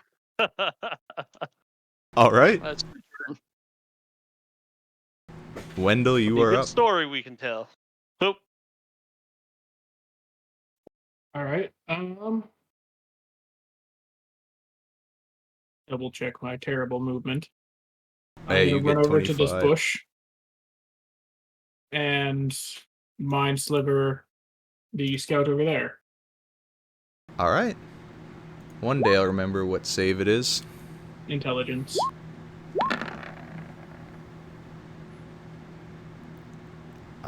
Yeah, I think it saves. Yep. All right. It's my turn, and I will BRB. A mind sliver somehow misses. A spell I don't know how to play. All right, so it is the scout's turn. Hey. What's that? Oh, I was gonna say I always assumed that psychic damage is like the worst kind of like ice cream headache he would ever experience. Yeah, I always think of it as like, you just get a chill, like a sudden sharp pain in your head, but I don't know how to play it missing. I don't know. You just can't break through their psychic barrier because they're too Yeah. smart. They feel a slight tickle in their mind. They're like, that's weird. All right, so this first scout, seeing his boss dead and having missed all of its attacks, is putting up his hands. Please, I was just working under their order.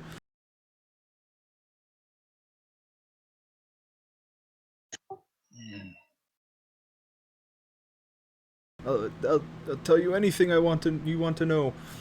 Just don't kill me. I have family. Sounded really convincing on that. I have family. He said it more convincingly than the DM did. All right, I will not respond to him at the moment. Yep, and they will kind of throw all of their arrows from their quiver, just dump them on the ground, and drop their bow, and they just stand there with their hands up. This other one, upon seeing its friend do that, just does the same thing. Drops their sword and their More bow. choice. And yeah, that's both of their turns. Kalendal.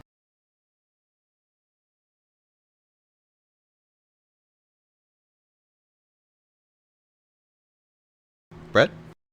Oh, sorry. I was muted for a second there.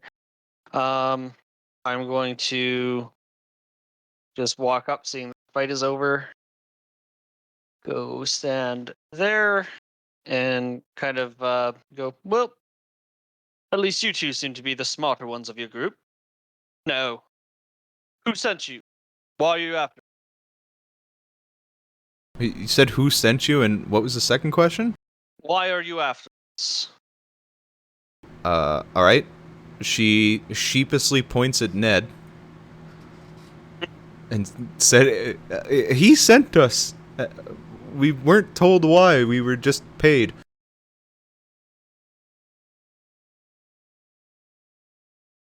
You are paid to assassinate a group of travelers on the road, then, I see. Sounds like regular work for regular people. I didn't say we were regular people. You gotta make a living.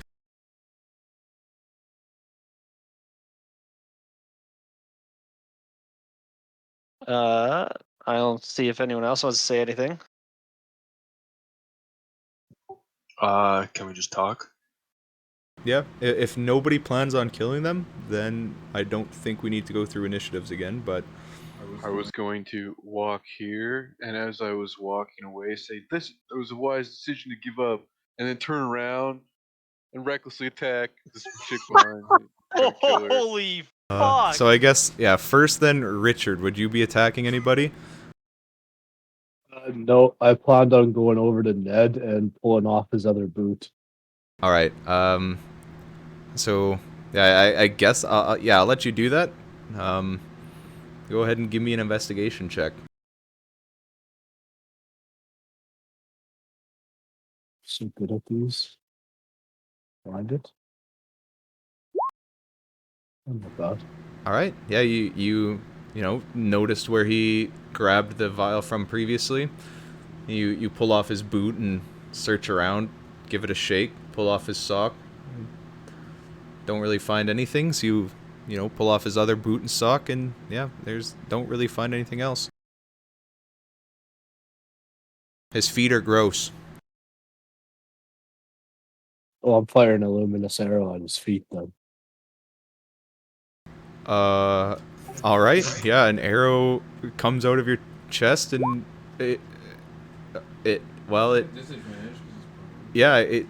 guess technically you miss. You're within 5 feet, so if you didn't roll, I was gonna let you hit, but yeah, your arrow goes wide. Alright, so yeah, if that's it for you, then yeah, I guess Gore, give me your attack. Yeah, 16 hits. Alright. So you back away, and the person kind of sighs relieved that they're, you know, you're gonna let them live. And then you turn around and just spear right through their chest again. And they just slip off the back of it limp. As they're dying, I'll be like, it's not so fun to get jumped out on, is it? Or ambushed, or tricked. Hell Tricked, yeah. that's the word I want to use. It's not so fun to get tricked, is it? And then I want to loot this person before you carry their token away. Yeah, I guess I can put all their bodies back to roughly where you killed them now. So that one was... And everyone's so focused on the other band, I don't think anyone saw me use this. One was there. I don't even remember where they all died. Something like that, I don't know. Oh, Richard would have noticed. Oh yeah, he's got Uh, Not while he's behind a stump in a tree missing. Yeah, you're way on the other side, busy searching Ned. busy smelling Ned's. Yeah. But yeah, I guess, Gringus, are you gonna kill them or let them surrender? I'm gonna be talking to this person. Alright. That's all the information you have then? You were hired to kill us? Yeah, we just work for whoever pays us the most, and he happened to pay us the most. Well then, I'm sorry for your decision, and I'm gonna attack him. Respectable. Respect. And miss. Shit. I don't get advantage or anything because they have their hands up? Yeah, you know what? No, it makes sense. I don't know how you can miss somebody that's standing still. So, I'll show yeah, you how. You can do it with advantage.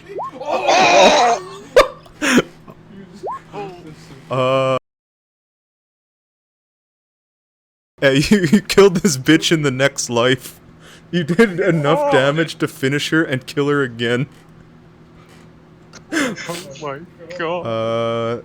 Needless to say, you can kill her however you want, but she is very much dead.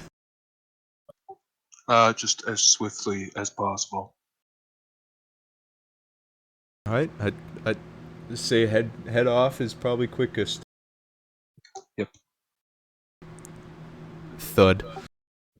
The other kind of thud. Well, nothing on this one. Well, you can very easily pick up their short sword and longbow and their few remaining arrows without even rolling an investigation. Nah, I don't need that pussy shit.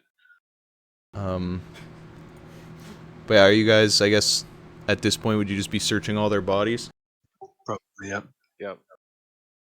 Alright. So you Just relaxing my knees, just like having it. massaging them. You had to walk like 5 miles in the last 3 days. That's more than in like the last 2 years.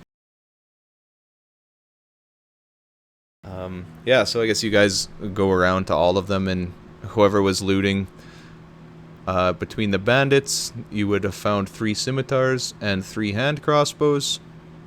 Sorry, 3 light crossbows.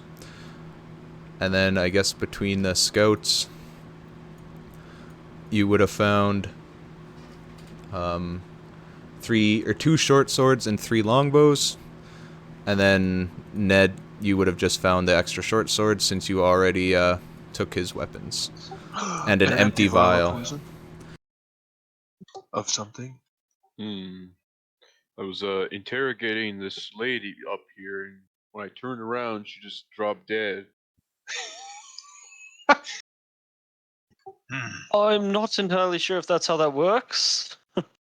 She must have been scared of my huge structure. I had a heart attack or something. Are Did you you say you trying chopped to off her- lie, Mitch? Am I trying to lie? Yeah, are you trying to lie? No.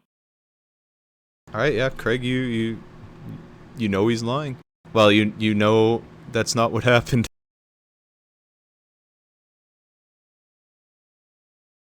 Okay.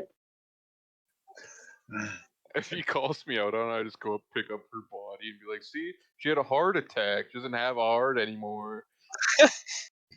Well, people that live this sort of life deserve to live with the decisions.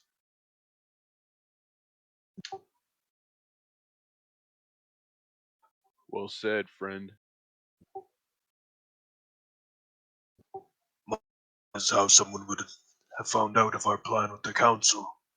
There must have been someone eavesdropping. I'm back. Yes, so where I'm from, usually if we've got an issue like that, it's more so taking constant laboratories, whatever it's called. What do you guys call that word again? I can't say it right now. Constabulary? Constabulary. You take the problem to the constabularies instead of taking it into your own hands. But obviously things are done differently out here. Well, I don't know much about Richard being from here too, but I don't trust any of the authorities from around here. Well, I'm on pretty good terms with Ida. I don't think she'd be behind anything, but the rest of them, I'm not too sure. Didn't Well, talk about the plans to go look for the ship at all in the last couple of days. I don't believe I put that in my song. I just said that we're going on an adventure later. But I think don't the only know. people that would have known are the council. Is there anyone badly hurt? Barely been telling anybody who would listen at the bar what we're up to. All right. But nobody listened to him. I don't know that. He's just telling everyone. What should our plan be now? Should we lay low for a while? Or someone Should we obviously wants check us to see if dead. his boat's actually here? Oh, is that what Gringus was doing, Lang? We'd be in very much danger in the cities, seeing as how they tried to lure us all the way out here. In the middle of nowhere. There's a reason for that. It'd be tough to That doesn't make deal with sense. people in the town.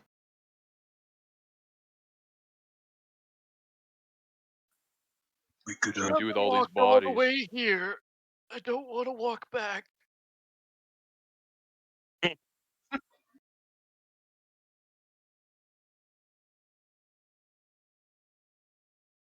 Well, could just go back, tell the guards that we were jumped and that there's a bunch of bodies on the road, and maybe they'll handle it. I don't know. It's a little different kind of thing that I deal with. I'm more of the tavern and library. I kind of have to get back to work soon. While you guys are sitting here discussing this, A pair of guards actually jog up from the north side of the road, which would be towards the mansion.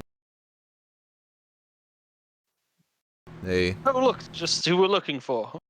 yeah, and I guess the bodies aren't That's fucking suspicious. sitting on the road, but some of them are definitely nearby. Where were they? Something like ish. Close enough. I think 2 were here actually. Yeah, so 2 guards run up and say, "Hey, what's going on here?" Speaking of rats. Excuse me? I didn't stutter. We're just patrolling the coastline and something happened here. We were jumped by a bunch of hooligans, but we were able to handle ourselves quite readily. I'll say, do either you know this man? And I'll drag Ned's body over. Isn't the head missing? I guess I'll just pick his head up and bring it. They both kind of squeamishly look. They glance at each other and we don't recognize him at all. Oh, can I insight him as well? Yeah, you can insight. God. Yeah, I guess. I would also be inciting the guards on that. Yeah, anybody suspicious of the guards can feel free to insight. Finally, a good insight check. All right. Yeah, I guess Gore and Gringus, you're not really sure if they're lying or not. Kalendal, they've never seen this guy in their lives. They're not lying. So it looks like we had an outsider hired to jump us then. Not someone from town, likely. None of you know him, none of the guards know him. Seems to add up to me. Yeah, I think anything that's coming is new to Saltmarsh. I don't think this is a plan that's been brewing in the city for a while. The Been guard. local here for a long time, and nothing's been spooky before. Just the rumors of the ghosts that we debunked here last week. Yeah, the fact that you guys dealt with those smugglers at the house are exactly why we're here. We're from Ida, patrolling up and down the coast, waiting to signal the town for if we notice a ship out there. We don't know where it's gonna come, but we've just been patrolling up and down the road.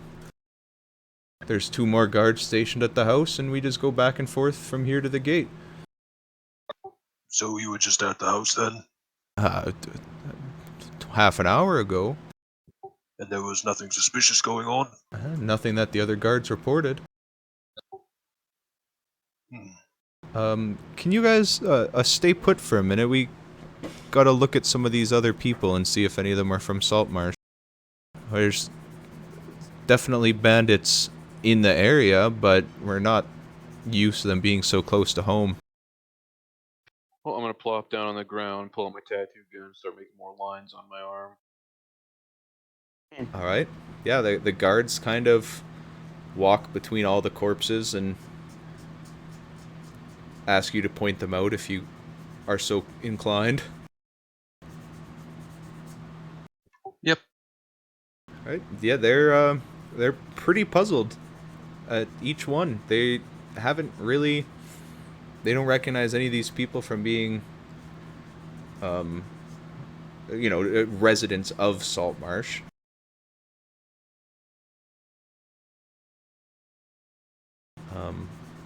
So after the guards look around a bit and they come back to you guys and say, yeah, we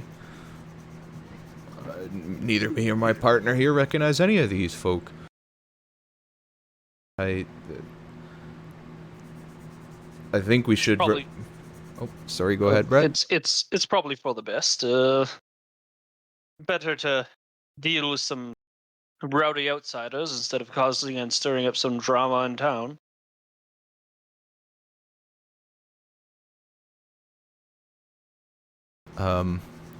They look through you all and notice, a lot of you definitely have cuts.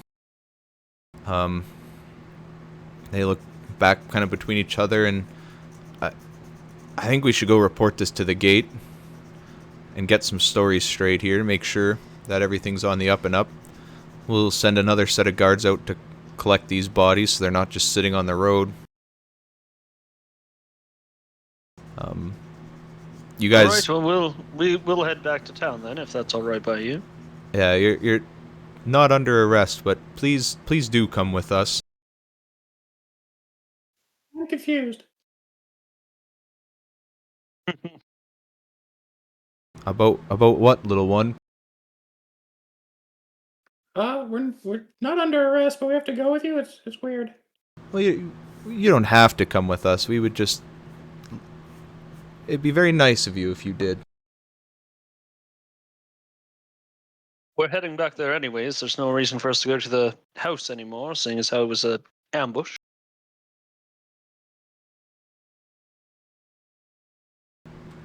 Yeah. Well, let's, Bobson, you ready to trek back? Oh my, no. Why don't you just conjure your floating disc? Don't think it can carry you. No, it's gotta follow you. Yep. Oh. All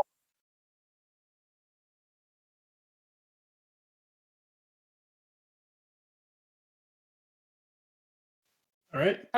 Get a cart or something for you next time we go out on a little adventure. I'm not some bale of hay that needs to be carried around in a cart. I mean, then you wouldn't have to walk everywhere. If I were wouldn't offered a mind cart, I'd ride in well. a cart. I'm perfectly capable of ambulating myself. All right, well, see you back at home then. I just start walking. Yeah, I need to get back to work. Well, this is fun. Where do you work? I'm one of the cooks at the Wicker Goat. I guess you can find me there if you need to, like, ask me questions or something. One of the guard writes it down. Whereabouts the rest of you? Where could we find you if we have further questions? You can find me at any of the taverns. Mm-hmm. We'll be at the anvil. I knew you looked familiar. I'll be out fishing for Ida. I make a whistling sound, and I mimic fishing. Or mime it, I mean. As with most of Saltmarsh. Alright, so you guys all head back to town? Yep. Alright. So the guards kind of lag behind you guys a little bit. They, yeah. As they said, you weren't under arrest. They wanted you in the town to ask questions, but weren't going to go chasing after you, given there was two of them, and at the very least, if you are dangerous, just killed a fair amount of people. Fair point. They didn't want you to know that, though. But at the gate, the two guards that were following behind you says, Philip, you recognize these folk? I recognize a few of them from town myself, but I know you were stationed at the gate.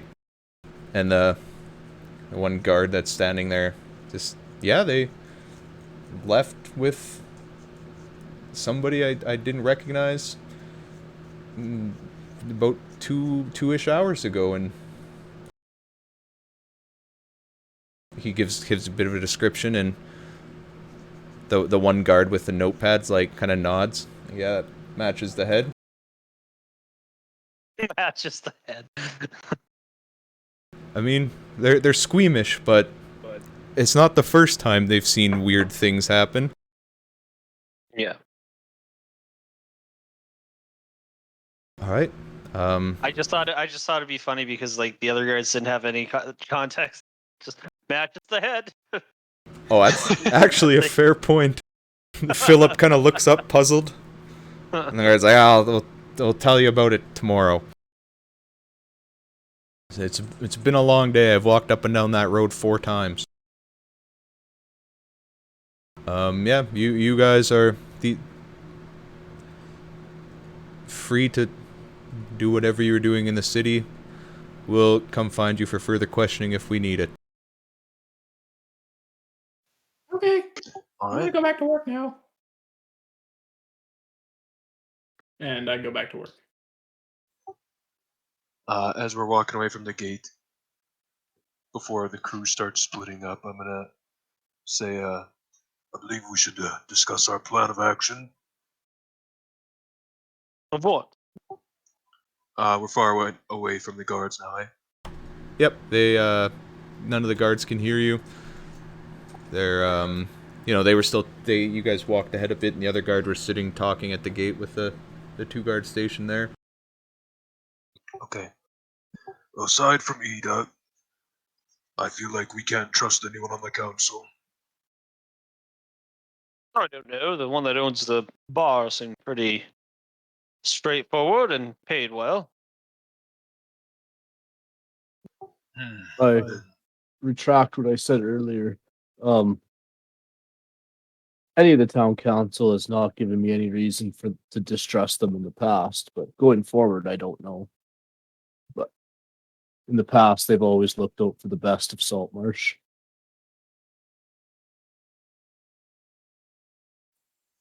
And they did want us to like stop the smuggling, so I don't know if they'd be involved or not. Well, some of them may have wanted to have the smuggling stopped, but maybe some of them have their pockets in their hands in the pockets of, you know what I mean. Something they might be dirty. Yes, I don't see how anyone else would have found out about our plans.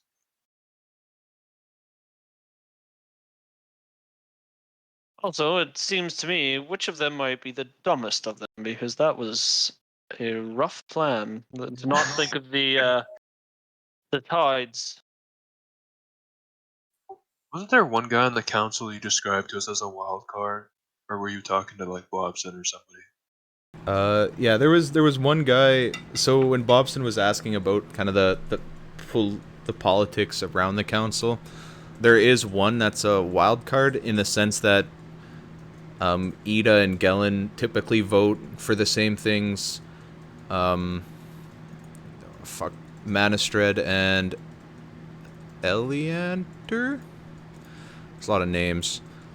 But yeah, Manistred and Eleander typically vote the same way.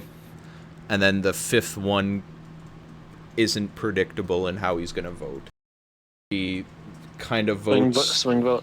Yeah, he votes for seemingly his own interests. Yeah, so that's what I told Bobson. Was that the young guy? That's correct, yeah. Well, I'm not sure what to think for now.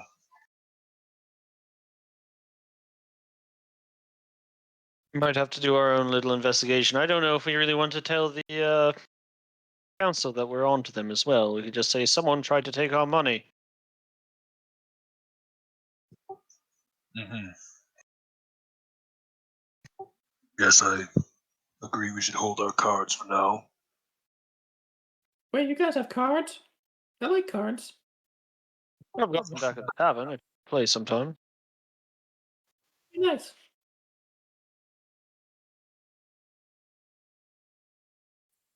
Well, if that's all, I'll be headed back. Alright, I'm gonna go back to work now. I'm gonna go poke my nose around and talk to some people. Ciao.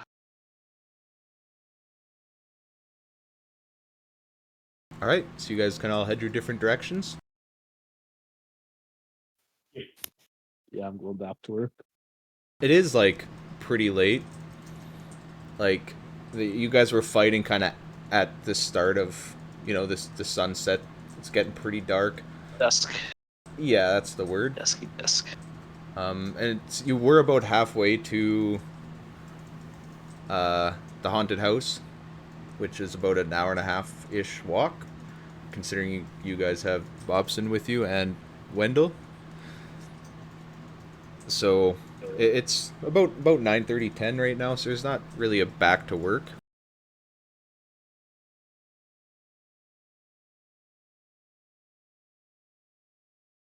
I'd just be going to bed then.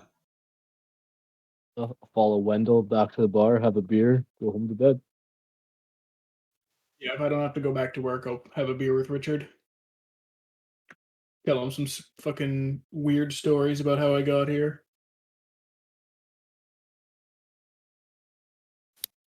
I want to make sure I'm up late enough to look at the stars on my way home. I probably go to bed.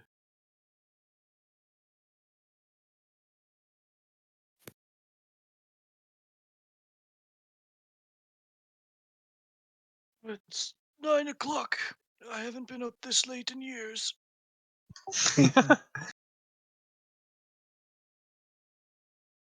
All right.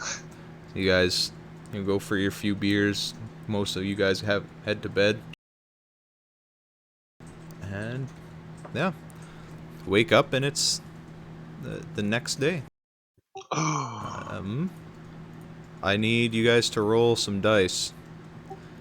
I need a D20 and 2 D7s. I'll do one of the 7s, you know how good I am at rolling. True.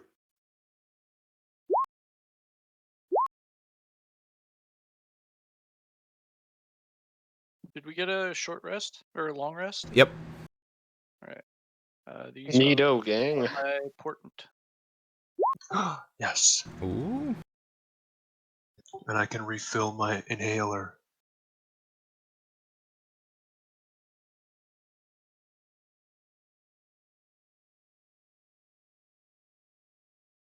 All right. It is a pretty windy day today.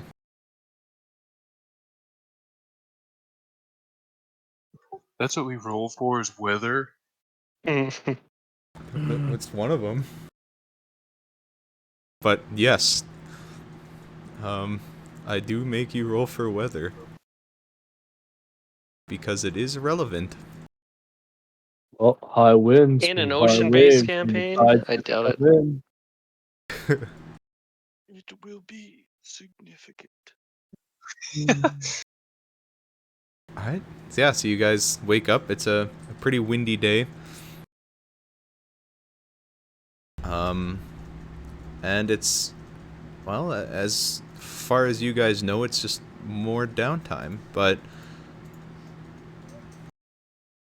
I don't want to, go through role-playing that many days of downtime at level 2 when there's nothing interesting you guys can do for downtime. Speak for yourself. Bobson's telling some fantastic stories at the inn. I can hear them most of the time. They're not fantastic. Oh, Amazing. I mean, Richard Oh. stops in for a beer, listens to a half a story, and moves on. Oh, I better actually move the calendar forward as well. F in the chat. So, for the sake of brevity, we're skipping forward time. Unless there is non-working things. I guess people that wouldn't just be working for some extra coin,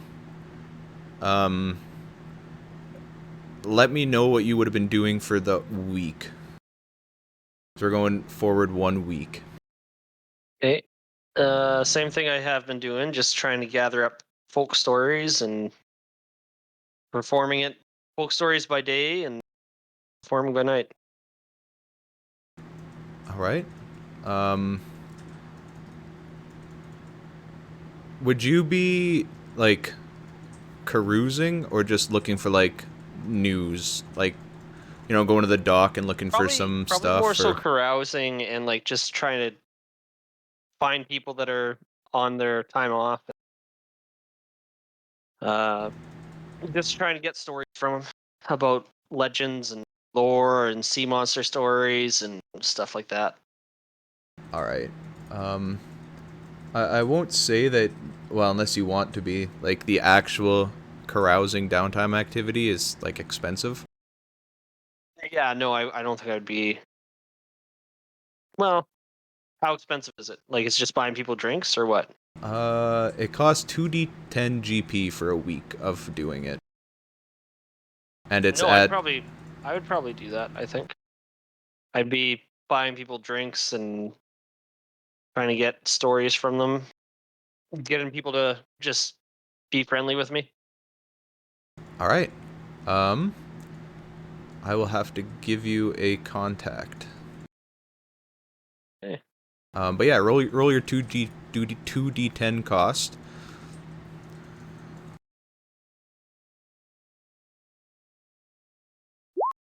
Oof. That's pretty high. Yep.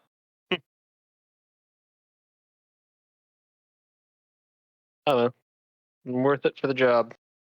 All right. Make money or pay money to make money. Say you kind of then spend the week. Which tavern do you frequent of the three?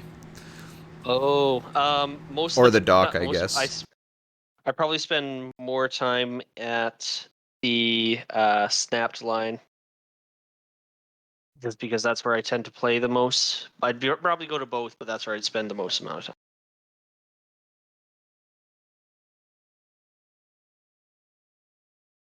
All right, so I'm gonna send you what was in the DMG for it, but I'll give you your contact. Oh, we'll talk about it after session. Sounds good. So, yeah, that's what you spent your week doing. Gotcha.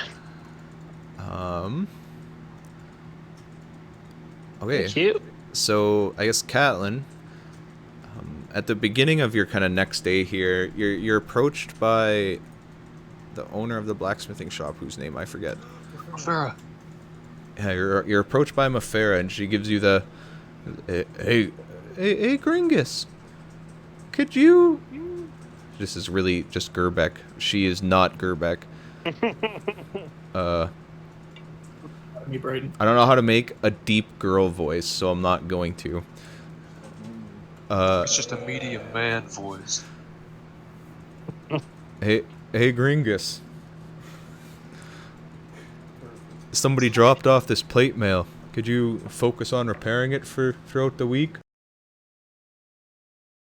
Of course.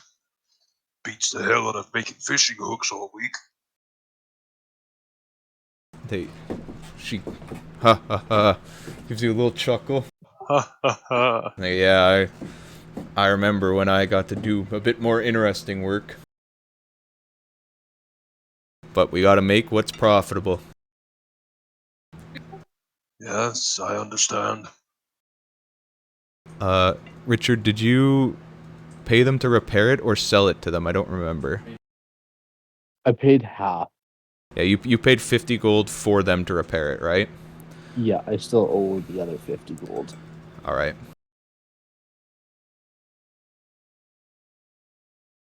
Which I'm really hoping I can do fishing for the week.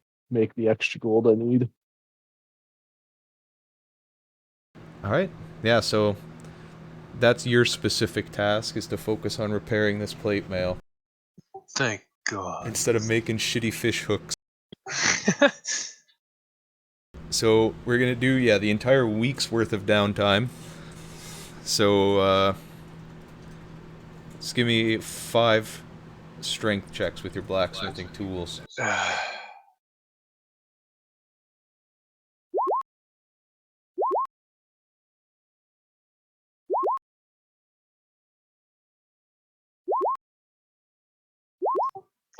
There it is. Alright.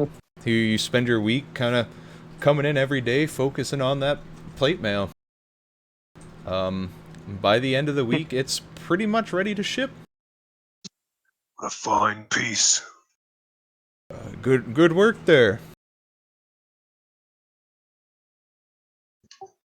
Who did you say dropped us off? A fisherman by the name of Richard. Oh, that's what Rick was doing here. Yeah, he said he knew you when he dropped it off, but you said you did one thing with him and that's it. At the time I had.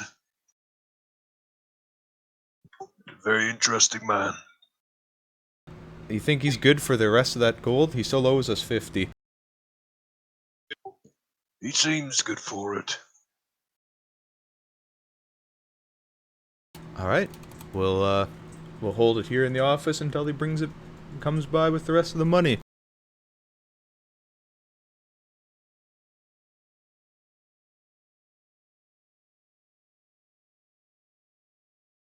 And that's it. Would I be able to sell this mariner's scale mail to the blacksmith shop? The blacksmith wouldn't really be interested in buying it.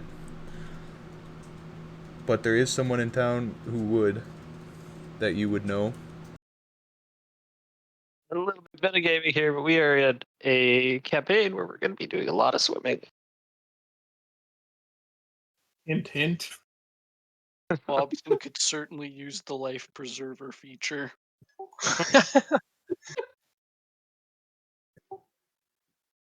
And I mean, Oh, I wasn't really gonna sell it. I was just wondering on the price, anyways. But would you be going to seek out the person to talk to him and get a quote? sure. If I know where to find them. Yep. I think you do. Let me double check. If not, you know somebody who does. Does anyone in our group actually wear medium armor? I can. I can.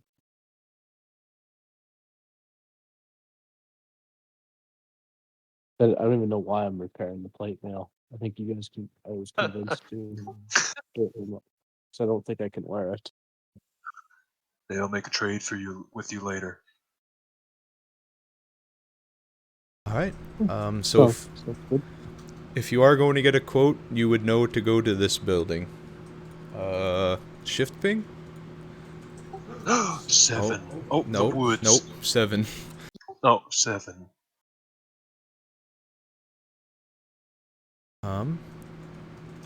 But yeah, so we'll, I guess anybody that's working will have to go through a round of checks to see how much gold they made. So Catelyn, I guess you would have made your 7, and you had some really good rolls, so you would get a bonus 7. Oh, I'm loaded. She was very impressed with your ability to work on not fish hooks. After getting my bonus, I've walked out of the office looking smugly at Yasker, who was making fun of me last week. Yasker just keeps working on his fish hooks. Alright, so the 2 fishermen, I'm assuming you guys would be spending like your whole week fishing? Hell no, I'm gonna start a new tattoo. Alright. I'm gonna start tattooing my hand. I'll be fishy. Alright, so I guess depending on how many days you're working on that tattoo of your downtime. If 2. Alright, yeah, give me 3 checks with your, what'd they call it? Your tattooer's kit. Which stat? Int, I think.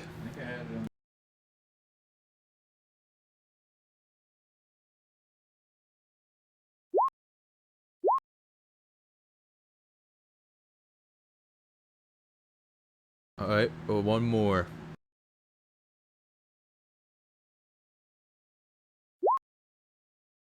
Alright. Wait, I thought I said it was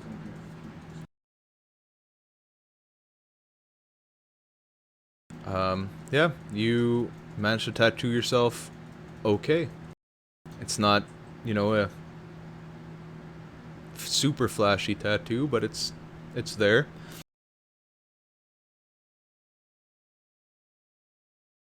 Oh?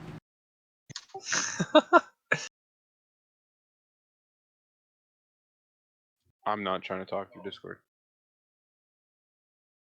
There we go. Use my inspiration and reroll on my 9. Alright. Yeah, you stop yourself from using the wrong ink or something and end up with a pretty good tattoo.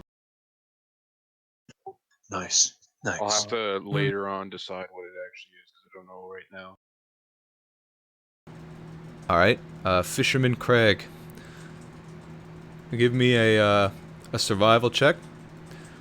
Since you're going out on the first day, gotta look for the location and navigate the pretty wavy seas.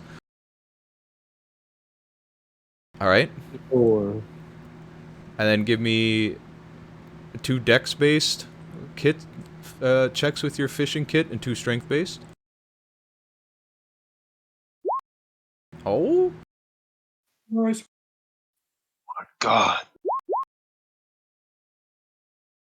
He's gonna catch a whale.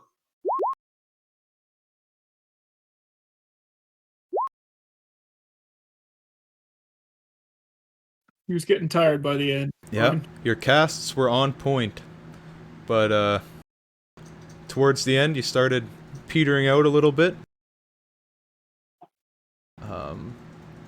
But it is an overall success, so you can add a total of 12 extra gold. Not quite as much as Gringus, but nice.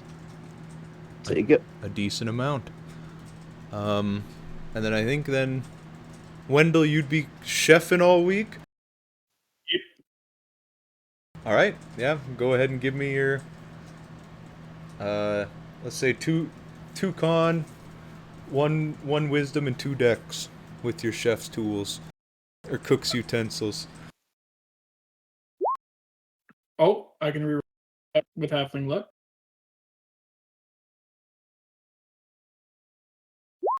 Alright.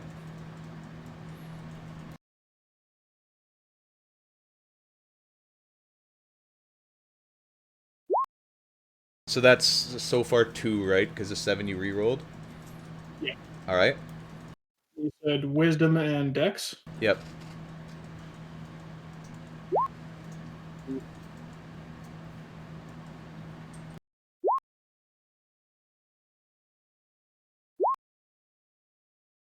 Alright. So throughout the course of the week you did okay. But only managed to earn an extra 3 gold, so a total of 10 for the week. I'll take it. And then, Bobson, what are you doing for the week?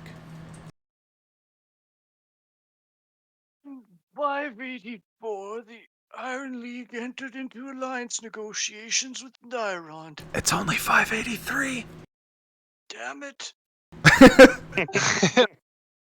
Okay, well then I've got to go back a lot of years. You see, in 495, the Cairnhill town of Diamond Lake hosted an order of monks.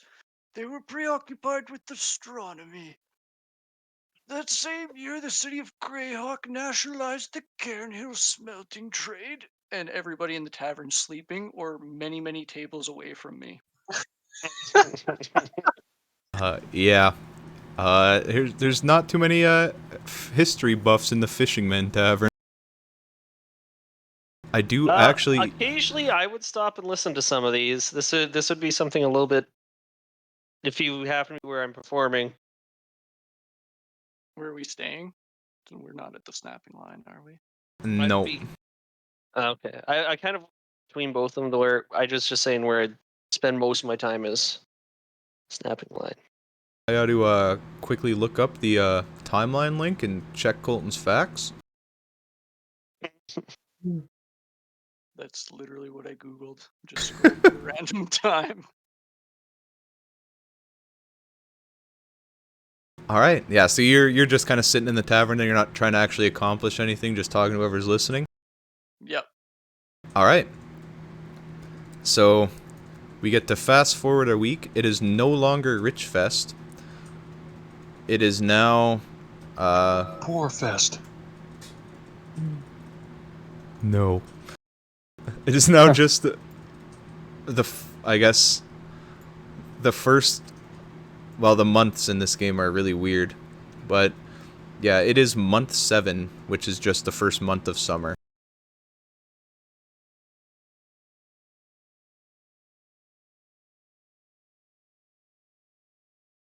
I'm gonna go to the blacksmith. At the end of the week. Yep. All right. And I'm going to. Who am I talking to again? It's not Gringos. Farah. Yep. Afera. Afera. Her. Afera. I apologize. I'm a few gold short. I was able to come up with 42 gold. I was wondering if there's any way that we could make ends meet or make a deal here to get my plate. Well, are you from Saltmarsh? Born and raised, just a fisherman down at the docks. I could hold it until you do have the money. We got the space where it's not, we're not going anywhere. It is ready. Our fisherman, or our Smith Gringus over there finished it just this morning. I almost called him a Fisher Smith. Fisher Smith. I'm gonna wave at the fisher smith. Would I have been able to get a price check on that Mariners? Yes.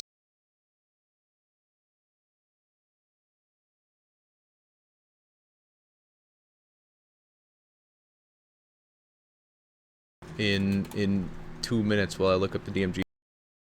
Oh.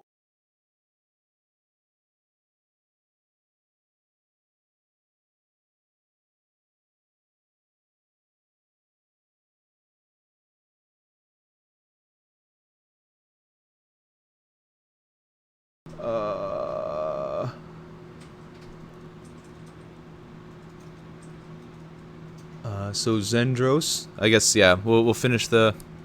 Would you have... Yeah, I guess you would have went and talked to her during the week. So, during the week, you would have went and talked to...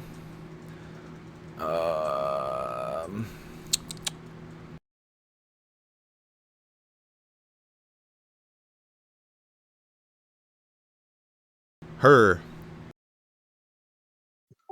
Oh! A red tiefling? Yup. Wouldn't that be really, really weird to see here? Yup. But she just lives in town and everyone knows about her? So... She leads a trade delegation from a far-off northern country. Ah. And is responsible for buying a large majority of the fish that's produced in Saltmarsh. And, yeah, I guess you would know this much, right? Just from being in town. That only popped up on a few people's screens, but that's okay.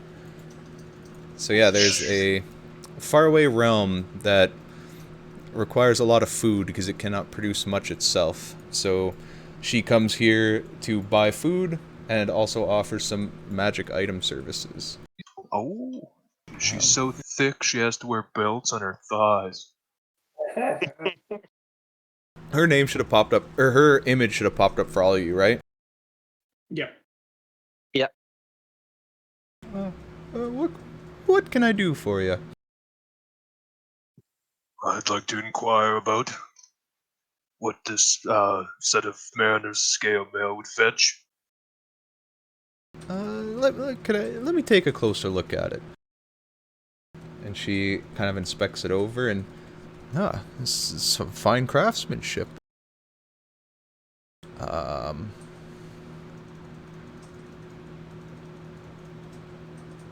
Magic items make no sense, but does anybody happen to know the price of scale mail off the top of their head? Right. No. Scale 50 mail. gold. Well, it's a pretty fine craftsmanship. It's definitely used. Ooh, a mariner's enchant. You don't see that too often, but it seems like it could be useful in these parts. Not really where I'm from.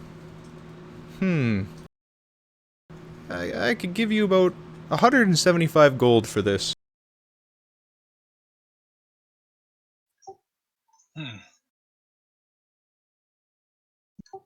Well, all I wanted was the price. Thank you for your time. And I'll slap 5 silver on the counter and leave the store. She takes a 5 silver and says, yeah, if you ever need to discuss magic, I'm always here. I'll keep that in mind.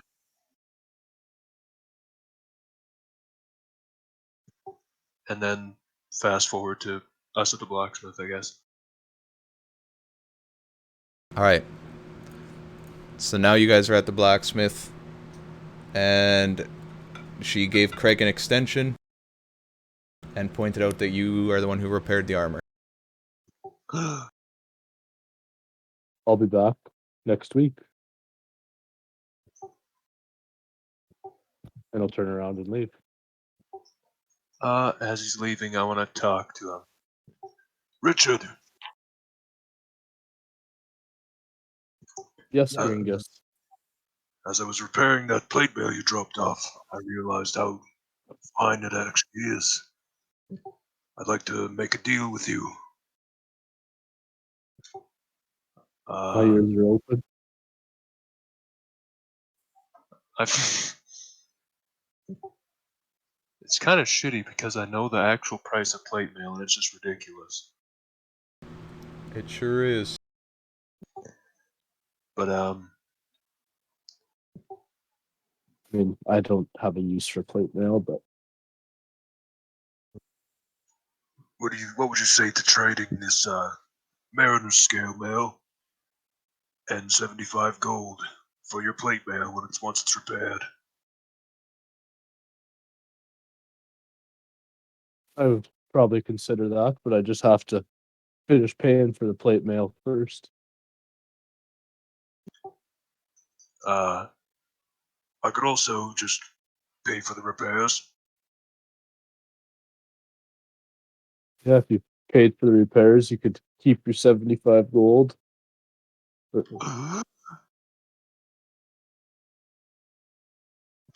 All right, it's a deal. And I reach out to shake Richard's hand. I'm going to shake his hand as well. And then I'm going to draw a picture of him in my constellation book. It's gonna have to be a fold out. It's a 2-pager for sure. He's gonna draw him naked. Alright, so you, French girls. so you guys make the deal. Catelyn, you're paying for the remaining costs of repair? Yep. Alright. So I'll just pay the 50 and he keeps his 42 or whatever. Sounds good to me. Yeah, I think that's, yeah. And what kind of art? What was it called? So it is Mariner's Scale Mail.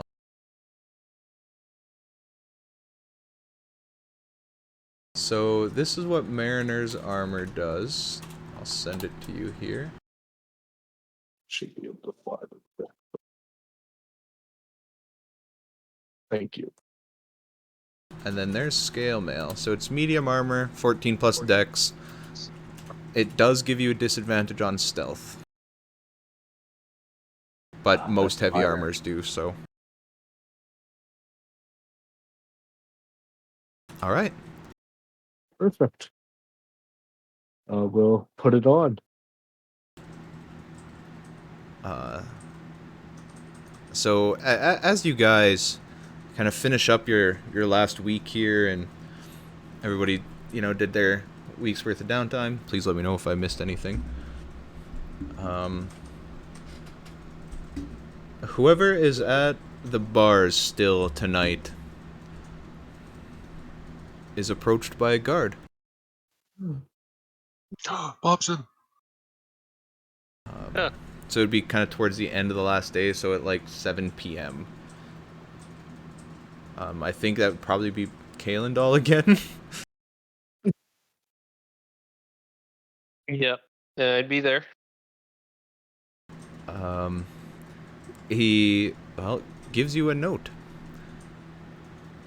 Or I guess he walks up to you and says, are you're Kalendal, right? A part of the group that took on the smugglers at the house? That I am. This is for you.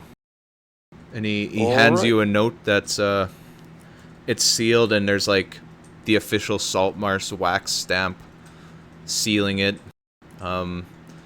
This guard is like actually outfitted as a guard. He's not just a random Yeah. dude. Fucking Ned. This is more like it. Little more was expected. Thank you, sir. What's your name? Philip. Oh, Philip. Good to see you again. You were at the front gates when we came in the other day. You're probably mixing me up with my brother Philip.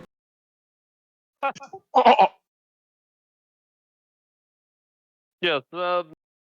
You look very similar, and it's very odd that you'd have the name. Your parents must have been interesting people.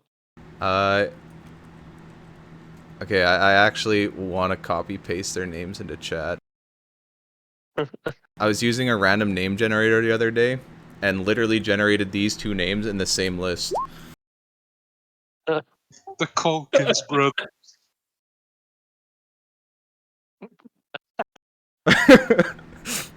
So, Did they have a That's third brother, awesome. Macaulay? nope, only two. It's the Philip twins that are both guards and look very similar. That's awesome. Hi, I'm Philip. This is my brother Philip. Alright, so do you open the note? I would. Alright. Inside it's just addressed to all of you by name. I didn't make a handout for it, I should have. And it's just a summons to the town hall for the morning. Okay. Perfect. Thank you very much, Philip the First or Second, would I call you? Well, don't tell him this, but I was born first. Alright, Philip the First. Thank you very much. I hope to see you again soon. Alright, he reaches out for a handshake and Before you go, I was just about to tell Calendal here of the formation of the Iron League. It happened in the year 446. You see, excessive taxation and repression of the locals led to a general rebellion. That's the story, anyway.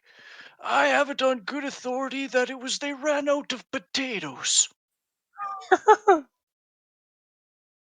And I just mutter on and on until they leave. Oh, I heard that it was a reaction of Ivid First becoming Overking of Airdrie. Well, whoever you were speaking to was a fool.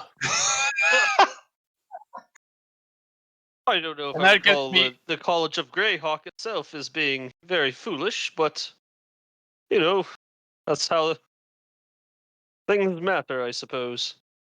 I will take your information on that story, though. Bookworms wouldn't know history if it bit them in the ass. And he got heated, and now he's like really into the story. I'm listening. there's He's not gonna more talk. information. I know Well, exactly the get Player's timeline. Guide to Greyhawk. Yeah. But yeah, he would go on and on and on until he falls asleep mid-sentence. All right.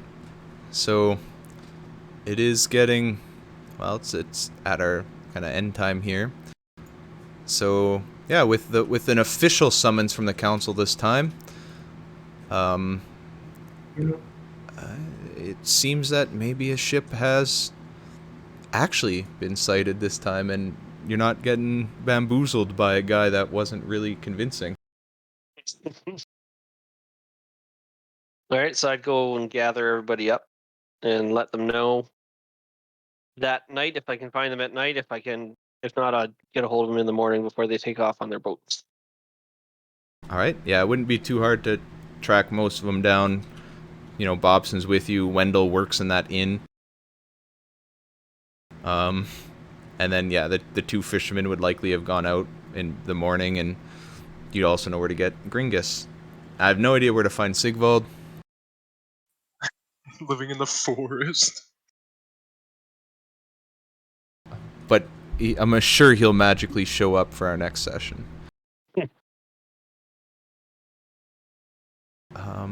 But yeah, with that, we'll call it a session. And hope my mic still works when I go back to this screen. Alright, so we'll vote on inspiration, even though it wasn't the most exciting of sessions. Did I freeze? Maybe? I don't know, I can still hear you. Oh, it got really quiet for a bit there, but Well, we're gonna do vote for inspiration. Yep. My vote is for the hot dog himself, Gringus. my vote God. is for Richard of the Yellow Sea for lighting up the taking the spotlight there, getting all celestial. Is he the first one to actually get his class? He's the first one that's leveled into his class that's really visible. Like, Bobson, I think, has his class, but his isn't really visible. And Wendell always has had his. I'm gonna give mine to Gringus for cutting Ned's head off. And then having the balls to hold it in front of guards. We did nothing wrong. I'm giving mine to Gringus as well for the air quotes combat role. He's just too thick. Well, it doesn't really matter, but mine was split between. Oh my god, I can't pick. Oh. I'll give it to Calendar for all the sick RP. Yeah. Alright, so I think that ends up being Gringus.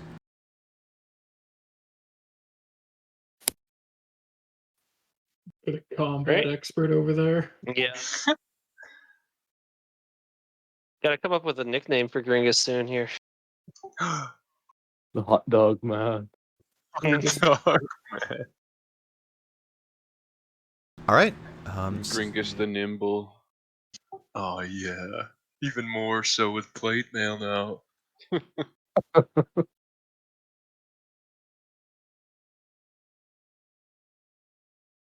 So that brings us to the end of our session tonight. Please join us tomorrow for our, as we continue to descend into Avernus. See ya. Bye. Bye. Right.